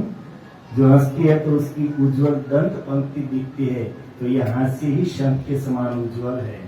नितंब तुरंगो, इसके नितंब ही तुरंग अर्थात घोड़े है। अरे बलि को तो एक घोड़ा मिला, लेकिन इसके नितंब देखो 2-2 घोड़े हैं। रंभादि जंगाद्वयम, जो अप्सराएं रंभा इत्यादि निकली, इसकी जंगाएं ही अप्सराओं से भी सुंदर है। वेद्यस्ते हृदयम, और इसका हृदय ही वेद्य धन्वंतरी है। वेद्यस्तु हृदयम, धनुषस्थ भ्रुकुटी, और इसकी भ्रुकुटी देखो धनुष के समान तिरछी वार करने वाली है। मधुम च ते दर्शनम, और इसका दर्शन ही वारुणी मदिरा है। उस मदिरा को पीने के बाद नशा चढ़ता है और इसके दर्शन से ही नशा चढ़ जाता है। वक्त्रम पूर्ण शशि, और इसका सुंदर मुखी चंद्रमा है। अरे वो शिव जी ने लिया वो तो आधा चंद्र द्वितीय का चंद्रमा लिया, लेकिन ये तो हमारे लिए पूर्ण चंद्र है। वो तो मालूम होगा अभी थोड़ी देर में कैसा। सुधा अधर रसम, और अमृत क्या है, इसका अधर रस ही अमृत है। दंता मणि श्रेणी है, इसके जो दांत है यही मणियों की श्रेणी है। अर्थात वहां पे तो विष्णु को एक कौस्तुभ मणि मिली, लेकिन यहाँ पर तो 32 कौस्तुभ मणि है। कांति श्री, और इसकी अंग कांति ही लक्ष्मी के समान सुंदर है। गमनम गज, इसकी चाल ही ऐरावत के समान, हाथी के समान अर्थात गजगामिनी है। परिमलस्ते पारिजात, इसके शरीर से जो सुगंध निकल रही है ये सुगंध ही पारिजात अर्थात कल्पवृक्ष के सुगंध के समान है। और वाणी काम दुग्धा, इसकी मधुर वाणी ही समस्त इच्छाओं को पूर्ण करने वाली कामधेनु है। कटाक्ष लहरी कालकूटम, और इसकी कटाक्ष पूर्ण देखना ही कालकूट विष है। 14 रत्न तो इसमें समाये हैं। देवता लोग मूर्ख है कि उसके पीछे भाग रहे हैं और देवताओं को मूर्ख कर रहे हैं। और इन विचारों का दोष भी नहीं है, क्योंकि ठाकुर जी का वो रूप ही इतना सुंदर था। इसके बाद के अध्याय में वर्णन है कि शिव जी भी मोहित हो गए। तो ये तो असुर थे, मोहित हो गए, इसमें क्या। लेकिन इति ते ताम अभिद्रित्य, और इस प्रकार अहो रूपम अहो वयम कहते कहते दौड़ते हुए अभिद्रित्य उसके पास पहुंच गए। और पूछने लगे, कात्वम, अरे देवी तुम कौन हो? कंज परा साक्षी, अरे कमल नयनी तुम कौन हो? कुतो वा, कहाँ से आई हो? किम चिकीर्षसी, तुम क्या करने के लिए यहाँ पर आई हो? कस्यसी, और तुम किसकी पुत्री हो? क्योंकि तुम्हें देखकर ही मालूम हो रहा है कि तुम किसी की पत्नी नहीं हो। तुमको देखकर ही लग रहा है कि आज तक तुम्हारा विवाह किसी के साथ नहीं हुआ है, बिल्कुल कुंवारी दिख रही हो, तो तुम यहाँ पर क्यों आई हो? हमें तो लगता है कि तुम्हें मालूम हुआ होगा कि यहाँ पर सब मिले हैं, तो स्वयंवर के लिए अपने लिए योग्य पति की खोज में ही यहाँ पर आई हो। तो हे देवी देखो, हम सब लोग बहुत सज्जन हैं। यहाँ कर हम लोग बहुत सज्जन हैं और हम सब भाई भाई हैं। ये देवता भी कश्यप जी के पुत्र है और हम लोग भी कश्यप जी के पुत्र है। हम भाई भाई मिलकर समुद्र मंथन किया और इसमें से ये अमृत निकला, लेकिन हमारे बीच इसके बंटवारे में कलह हो गया है, किसी को ज्यादा कम ना आ जाए। और देवी हम लोग नहीं चाहते कि किसी का अधिकार का हमें मिल जाए, हम अन्यायपूर्वक किसी का लेना नहीं चाहते। इसलिए एक काम करो, तुम ही अमृत कलश लो और अपने हाथ से यथा योग्य हम सब में विभाजन कर दो। हकीकत यह थी कि वो उस मोहिनी को प्रभावित करना चाहते थे, उसके सामने दिखाना चाहते थे कि देखो हम कितने अच्छे हैं, हम कितने सज्जन हैं, हम कितने भले आदमी हैं। और ये असुरों का ही प्रायः समाज में लोगों का यह स्वभाव होता है कि दूसरों के सामने स्वयं को श्रेष्ठ साबित करना, दूसरे के सामने स्वयं को कोई अच्छा दिखाना चाहता है, कोई स्वयं को विद्वान बुद्धिमान दिखाना चाहता है, कोई अपने को दूसरे के सामने धनवान दिखाना चाहता है, कोई अपने को बहुत बड़ा धार्मिक दिखाना चाहता है, कोई तो बहुत बड़े भक्त दिखाना चाहते हैं। इसलिए प्रायः आप देखेंगे कि लोग दूसरे के सामने बहुत अच्छे हो जाते हैं, उसका स्वभाव सुधर जाता है, उसकी वाणी मीठी हो जाती है। क्यों? क्योंकि स्वयं को श्रेष्ठ दिखाना चाहते हैं। और संसार में दिखाए तब तक तो ठीक है, लेकिन कई बार ऐसा देखा जाता है कि गृहस्थ लोग संतों के पास, वैष्णव के पास जाते हैं और वहां पर जाकर ऐसी बड़ी बड़ी बात करते हैं कि हम ही भजन कर रहे हैं, आप लोग तो कुछ करते नहीं। अब सप्ताह में 1-2 बार मंदिर चले गए, दिन में 2-4-6 मालाएं कर ली, पूरे दिन में आधा घंटा 15 मिनट भगवान के भजन के लिए निकालते हैं और संतों के पास, साधुओं के पास जाकर ऐसी बात करते हैं, तो उसको मालूम नहीं है कि हम उनके सामने बोल रहे हैं जिन्होंने अपना पूरा जीवन भगवान के लिए अर्पित कर दिया है, जिसका सारा समय ही भगवान की सेवा में जाते हैं, और उसके सामने जाकर हम अपनी बड़ाई करते हैं।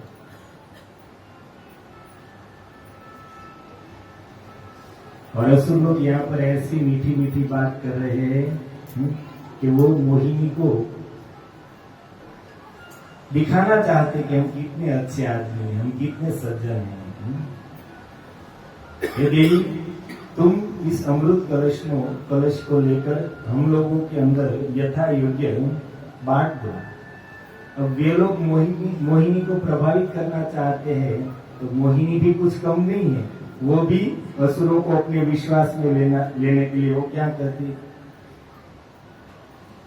कथम कश्यप दायादा पुंस चलिया वही संगता। अरे आप लोग कश्यप जी के पुत्र है, एक प्रजापति के पुत्र है, और इतने बुद्धिमान होकर एक पुंसचली, एक रास्ते पर चलने वाली स्त्री के ऊपर भरोसा कर रहे हो। पुंसचली का अर्थ होता है पुंसी पुंसी चलती इति पुंसचली, जो नए नए पुरुषों की खोज में रहती है उसको पुंसचली कहा है। तो कहते कि मेरे जैसी पुंसचली अर्थात रास्ते में चलने वाली स्त्री के ऊपर आप कैसे भरोसा कर रहे हो। विश्वासम पंडितो जातु कामिनीषु न याति ही। अरे पंडित व्यक्ति, बुद्धिमान व्यक्ति कभी कामिनियों के ऊपर भरोसा विश्वास नहीं करते हैं। स्वेरिणी स्त्री साला विकाणम, ये असुरों जो स्वेच्छाचारी स्त्री होती है, स्वेच्छाचारी अर्थात जो अपने मन के अनुसार चलती है, न माता पिता की बात मानती है, न सास ससुर की बात मानती है, न पति की बात मानती है, न पुत्रों की बात मानती है।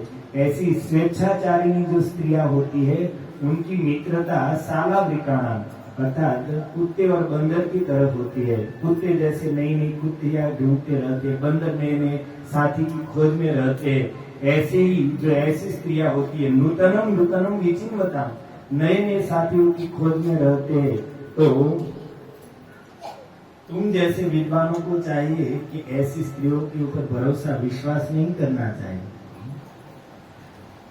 अभी असुर सब सोचने लगे कि अरे मोहिनी तुम ऐसा क्यों कह रही हो? हमारे मन में तो तुम्हारे प्रति कोई ऐसा भाव नहीं है कि तुम स्वेच्छाचारिणी हो, तुम पूंछतरी हो। हमने तो तुम्हें ऐसा कहा भी नहीं। हमारे मन में तो तुम्हारे प्रति ऐसा भाव भी नहीं है। लेकिन चक्रवर्ती पाद बहुत सुंदर लिख रहे इस पर। वो कहते हैं कि हे देवी, किम अस्मान परीक्षा से, तुम अपने लिए ऐसा कहकर क्या हमारी परीक्षा कर रही हो?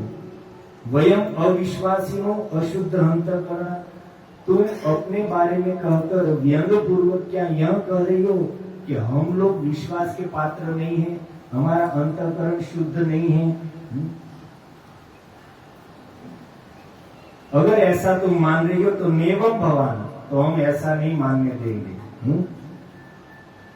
हम तुम्हें दिखाकर रहेंगे कि भाई हम विश्वास के पात्र हैं, हम कोई दुष्ट नहीं है। तदिदम अमृत कलशम गृहाम, तुम लो ये अमृत कलश लो और अस्मत् विभज्य, हम लोगों के बीच इसका विभाजन कर दो, अथवा तो स्वयं पी लो, इच्छा हो तो स्वयं पी लो, अथवा देवताओं को पिला दो, अथवा किसी अन्य को दे दो। क्षिपम्बा, अगर तुम्हारी इच्छा है तो फेंक दो नीचे, हम कुछ नहीं बोलेंगे।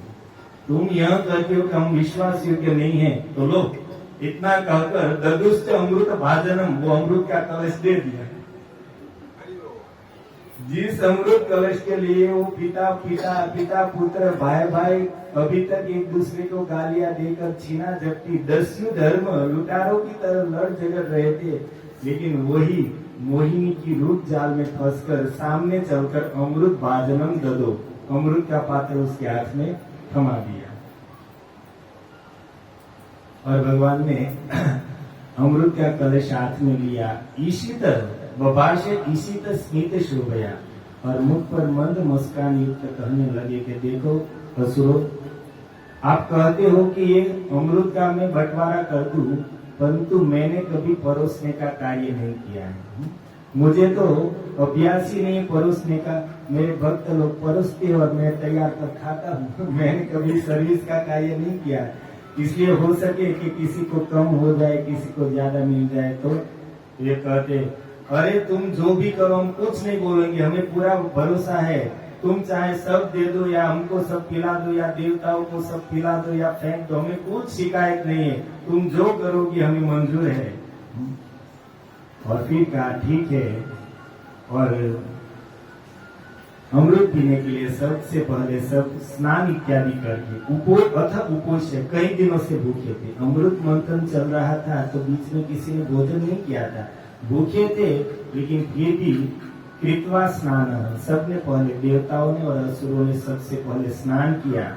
उत्वाच हविषानल, और यज्ञ करके उसमें आहुति डाली।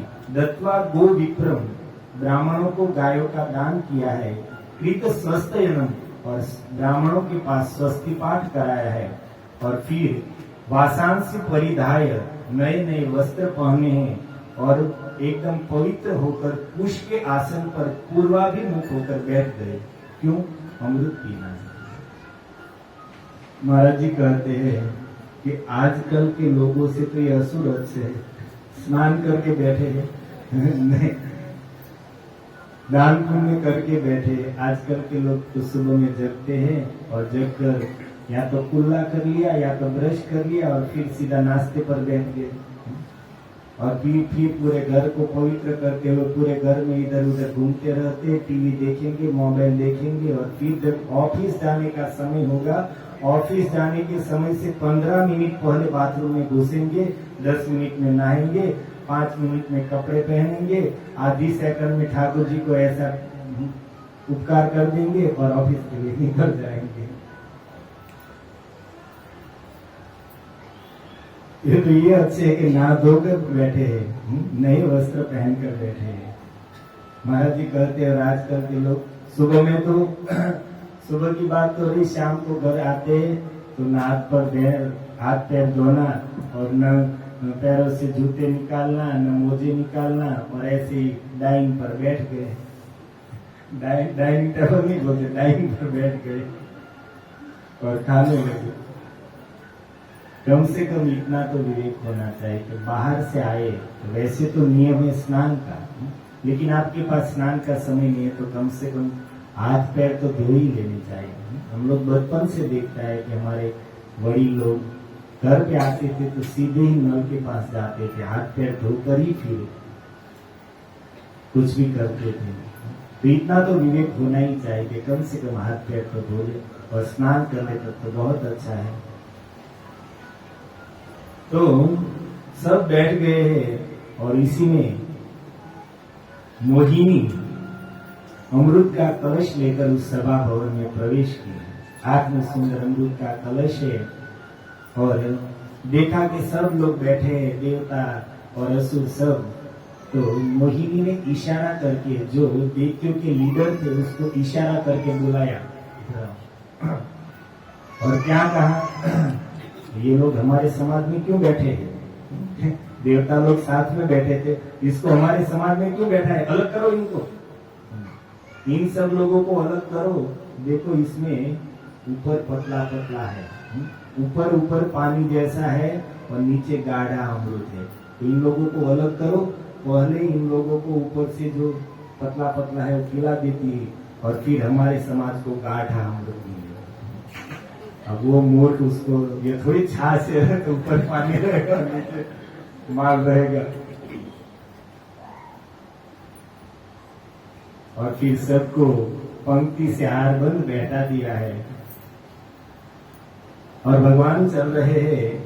तो ठाकुर जी ने सोचा, असुराणाम सुधा दानम सर्पाणाम इव दुर्मेम, असुरों को अमृत पिलाना ये तो सर्पों को दूध पिलाने के समान है।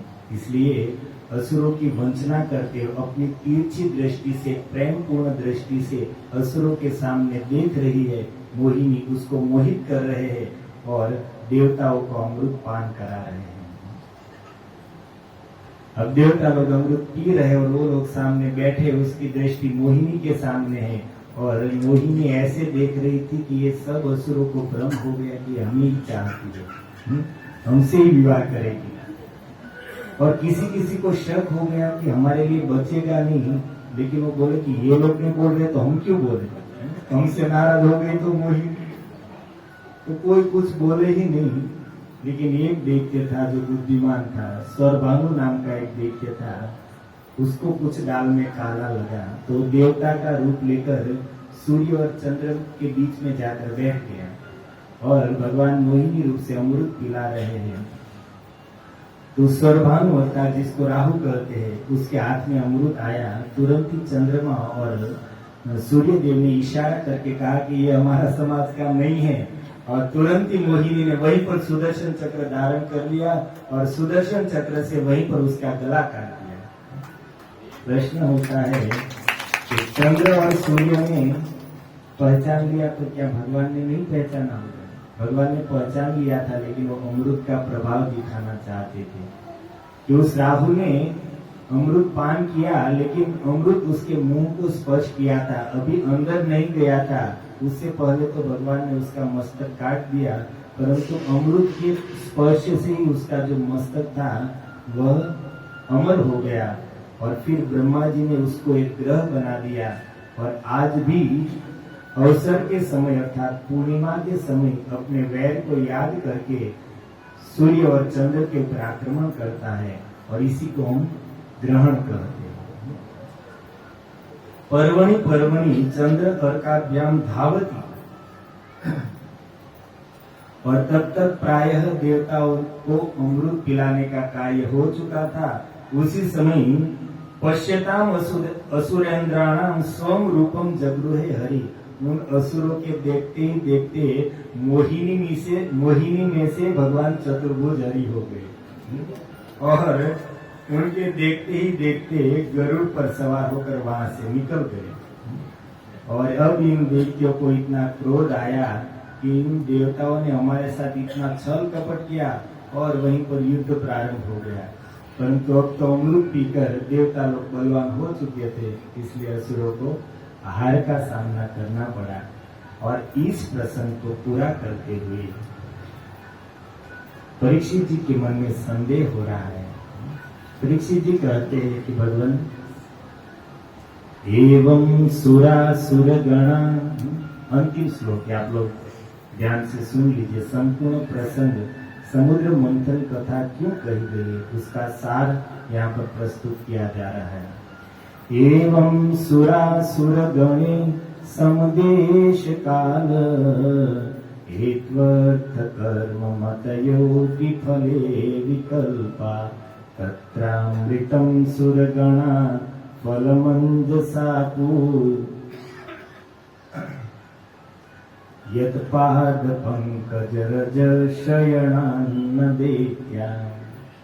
कहते कि भाई देवताओं और दानवों ने एक साथ मिलकर एक ही समय में एक समान ताकत लगाकर एक समान परिश्रम से और एक ही वस्तु प्राप्त करने के उद्देश्य से एक ही स्थान पर पूरा परिश्रम किया, मंथन किया, तो फल भी समान ही मिलना चाहिए। दोनों ने सब कुछ समान साथ में किया था, लेकिन फल में यह विपरीतता क्यों आई? देवताओं को अमृत मिला और असुरों को कुछ नहीं मिला। तब सुखदेव जी कहते कि राजन, यद पाद पंकज रज श्रयणान्न देत्या है। एक ही कारण है कि देवताओं ने भगवान के चरणों का आश्रय लिया हुआ था और असुर भगवान से विमुख थे। बस यही कारण था कि देवताओं को भगवान के आश्रय के फल से उसकी मेहनत का फल मिला और दूसरी ओर असुर भगवान से विमुख थे, इसलिए उसके हाथ में सिर्फ परिश्रम ही आया।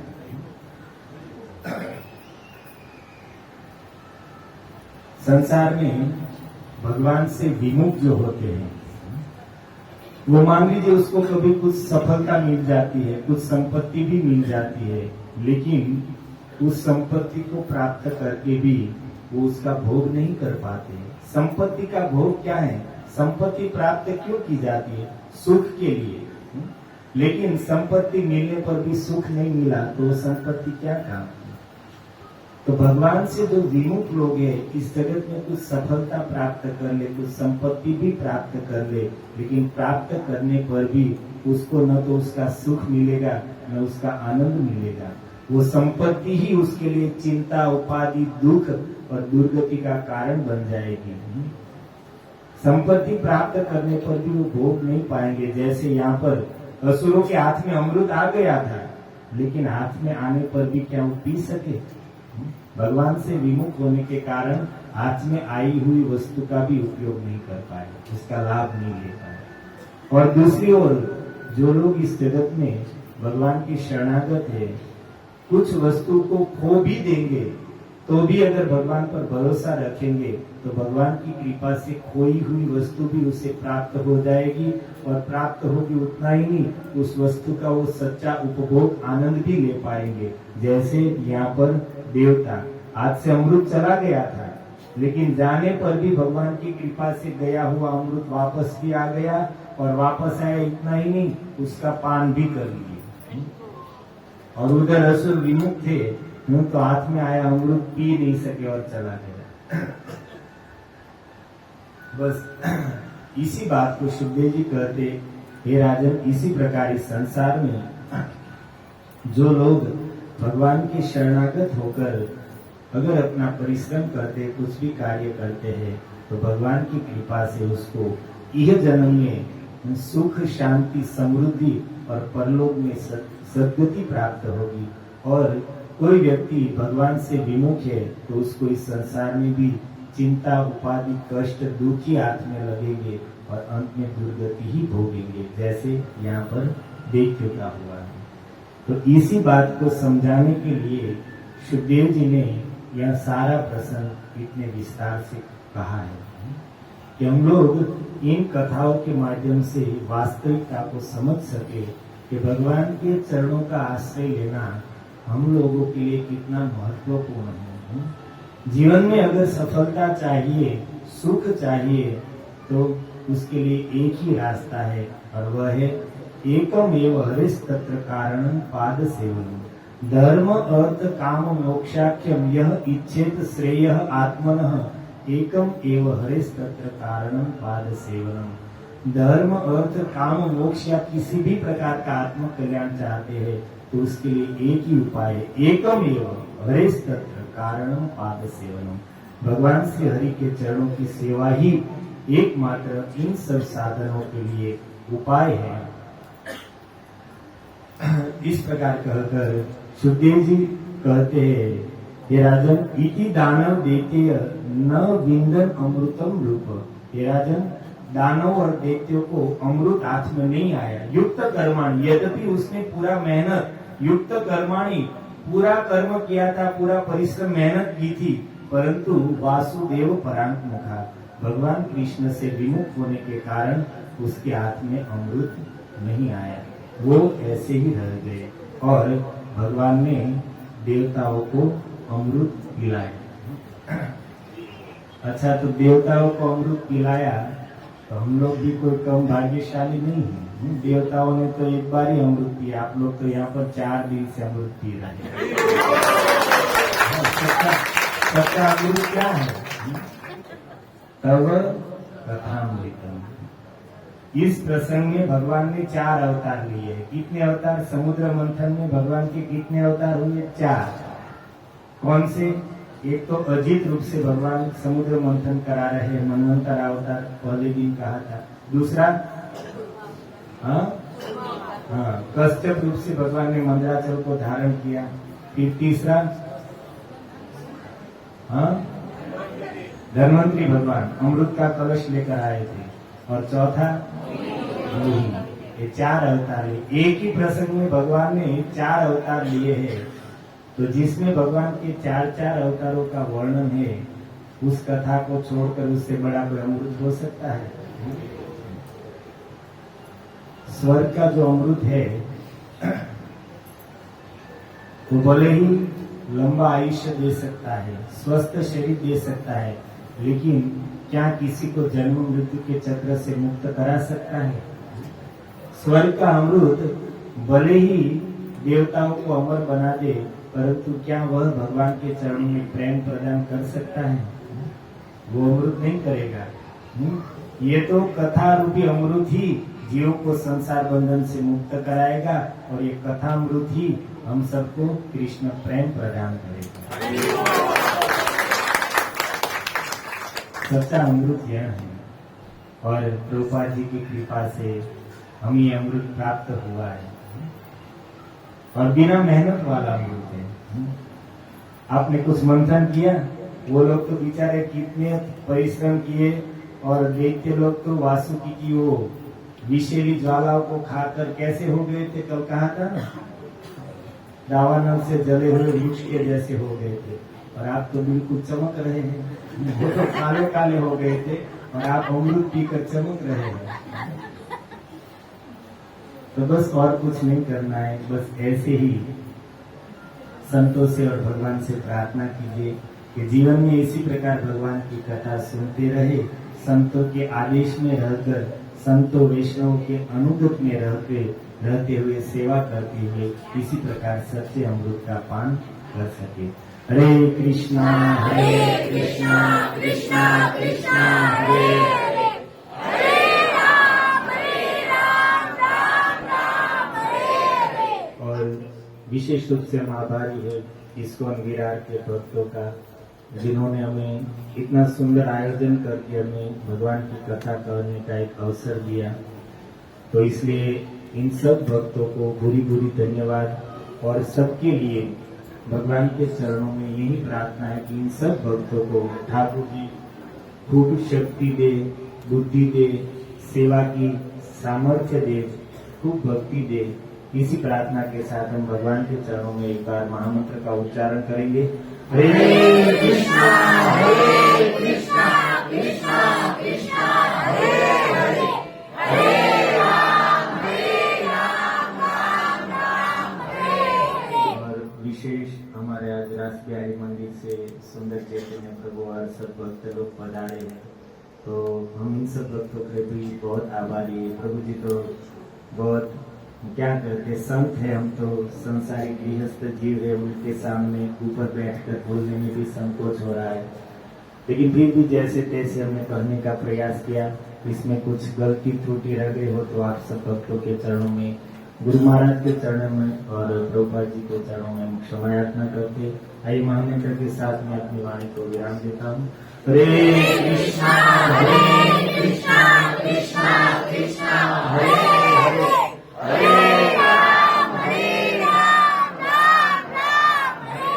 जय गुरु शील प्रभुपाद की जय। श्री राधा रस विहार। 4 दिनों से विरार इस्कॉन के अंदर श्रीमद् भागवत कथा ज्ञान यज्ञ चल रहा था और हम सब लोग बहुत ही लाभार्थी है कि श्रीमान धनसुंदर प्रभु जी के मुखारविंद से हमने ये सब ज्ञान दिया हुआ है। हमारे जो कर्ण है वो तृप्त हो गए हैं, तो आज हमारे बीच में उपस्थित है, तो प्रभु जी के हम बहुत बहुत धन्यवाद कहते हैं और आगे भी उन्हें हम विनंती करते हैं कि इसी तरीके से भागवत कथा हो या और कुछ प्रयोजन के अंदर आके आप हमें आपकी कृपा देते रहे। तो अभी हमारे बीच में उपस्थित है जुहू इस्कॉन के काउंसिल मेंबर श्रीमान सुंदर चैतन्य दास प्रभु जी। मैं आपको विनंती करता हूं कि आप कृपया आगे आइए और हम आपका स्वागत करना चाहते हैं। साथ साथ आप आपके मुखारविंद से हमें कुछ उपदेश कीजिए। हरे कृष्णा।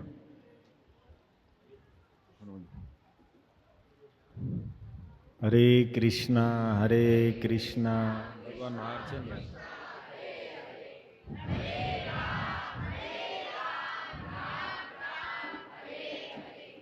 और जोर से होना चाहिए। हरे कृष्णा कृष्णा कृष्णा हरे हरे, हरे राम राम राम हरे हरे। और सब भक्त लोग बैठ जाइए, प्रभु जी को दीजिए माइक।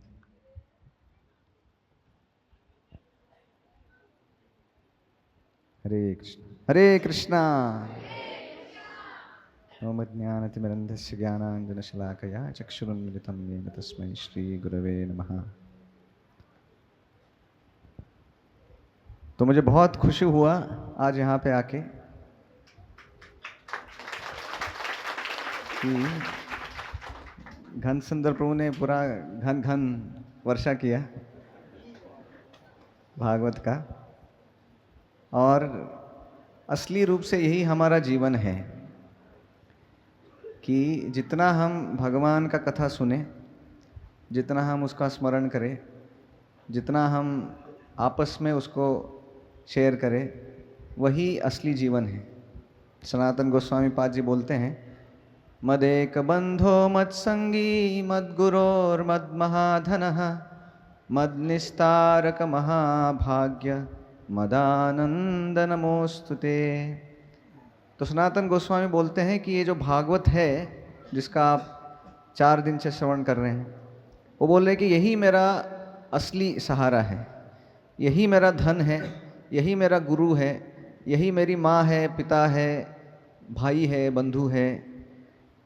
तो भागवत का जो श्रवण है वही हमारे जीवन का आधार है, और प्रभुपाद जी के अथक प्रयास से यही भागवत अभी पूरे विश्व में 90 से ज़्यादा भाषाओं में उपलब्ध है। हरि बोल, हरि बोल।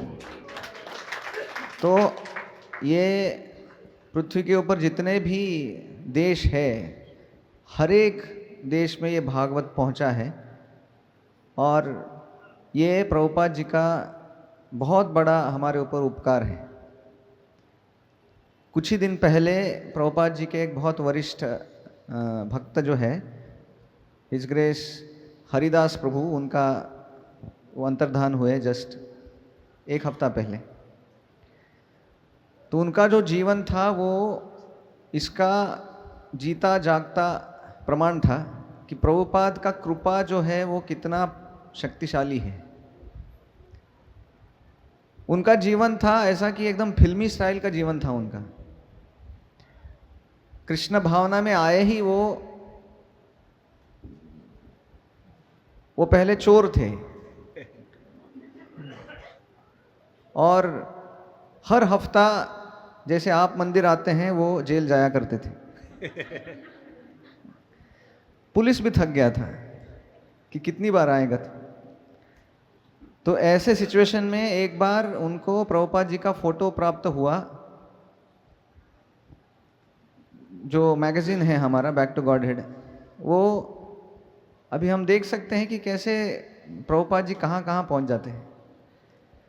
तो मैगजीन उनको जेल के अंदर मिला जिसके पीछे प्रभुपाद जी का फोटो था, और उनको इतना आकर्षण हुआ प्रभुपाद के फोटो को देख के, क्योंकि उनके हाथ में सोने का घड़ी था।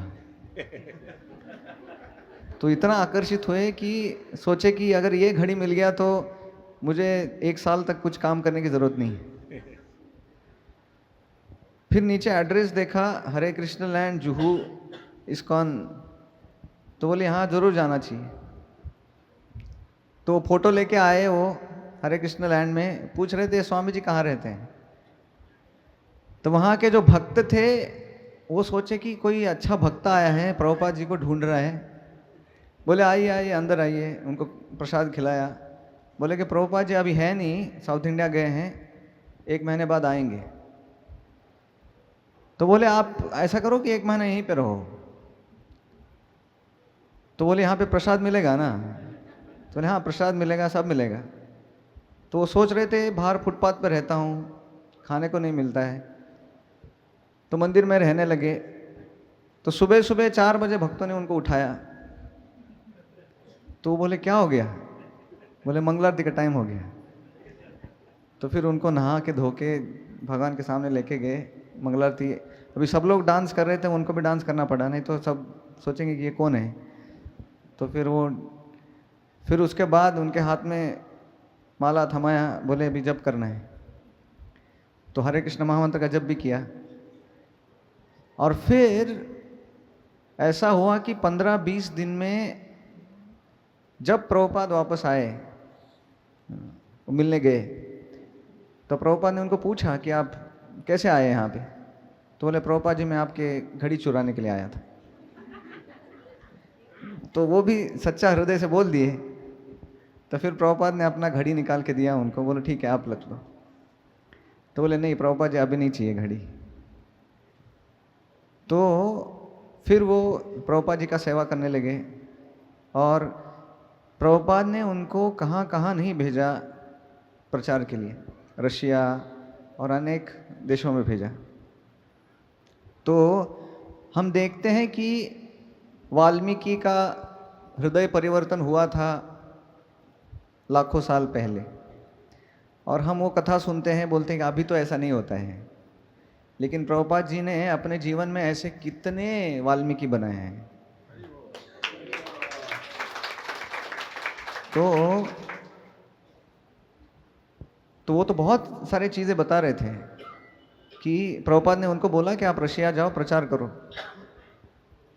तो उनके पास तो कुछ डॉक्यूमेंट्स नहीं था, ना तो कोई वीज़ा था ना तो पासपोर्ट था। तो प्रभुपाद ने वापस जब पूछा उनको कि कहाँ है आपका पासपोर्ट, कहाँ है। बोले प्रभुपाद मुझे पता नहीं मेरे पिताजी का नाम क्या है। तो वो वहाँ पे जाते हैं तो पूछते हैं कि आप पूरा नाम बताओ, तो मुझे पता नहीं है। तो बोले वो फॉर्म लेके आओ, और प्रभुपाद ने खुद अपना हस्ताक्षर किया वहाँ पे। बोले कि आज से पिताजी का नाम पे मेरा नाम लिखो, AC भक्तिवेदांत स्वामी। तो वो बताया करते थे कि उनके सब डॉक्यूमेंट्स में प्रभुपाद जी का नाम है, उनके पिताजी के जैसे। उनका ड्राइविंग लाइसेंस, उनका वीज़ा सब सब में है। अब फिर प्रभुपाद बोले थे कि मेरा भी जो पासपोर्ट है उसमें अपने गुरु का नाम लिखा है उन्होंने, भक्ति सिद्धांत सरस्वती ठाकुर। तो बोले तुम भी लिख सकते हो।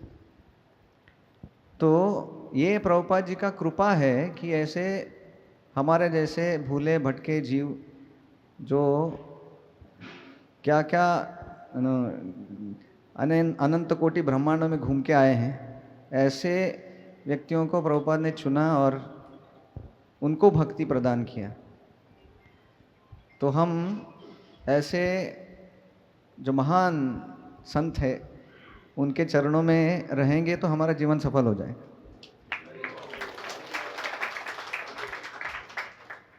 तो मैं बहुत बहुत धन्यवाद देता हूँ आप सबका और यहाँ के जो भी ऑर्गेनाइजिंग टीम है कि अभी 1 साल से आप ये बहुत अच्छा प्रोग्राम्स कर रहे हैं और कितने सारे बड़ी मात्रा में आके यहाँ पे कथा कीर्तन प्रवचन प्रसाद का आयोजन होता है। तो ये बहुत प्रभुपाद जी बहुत प्रसन्न होंगे इससे।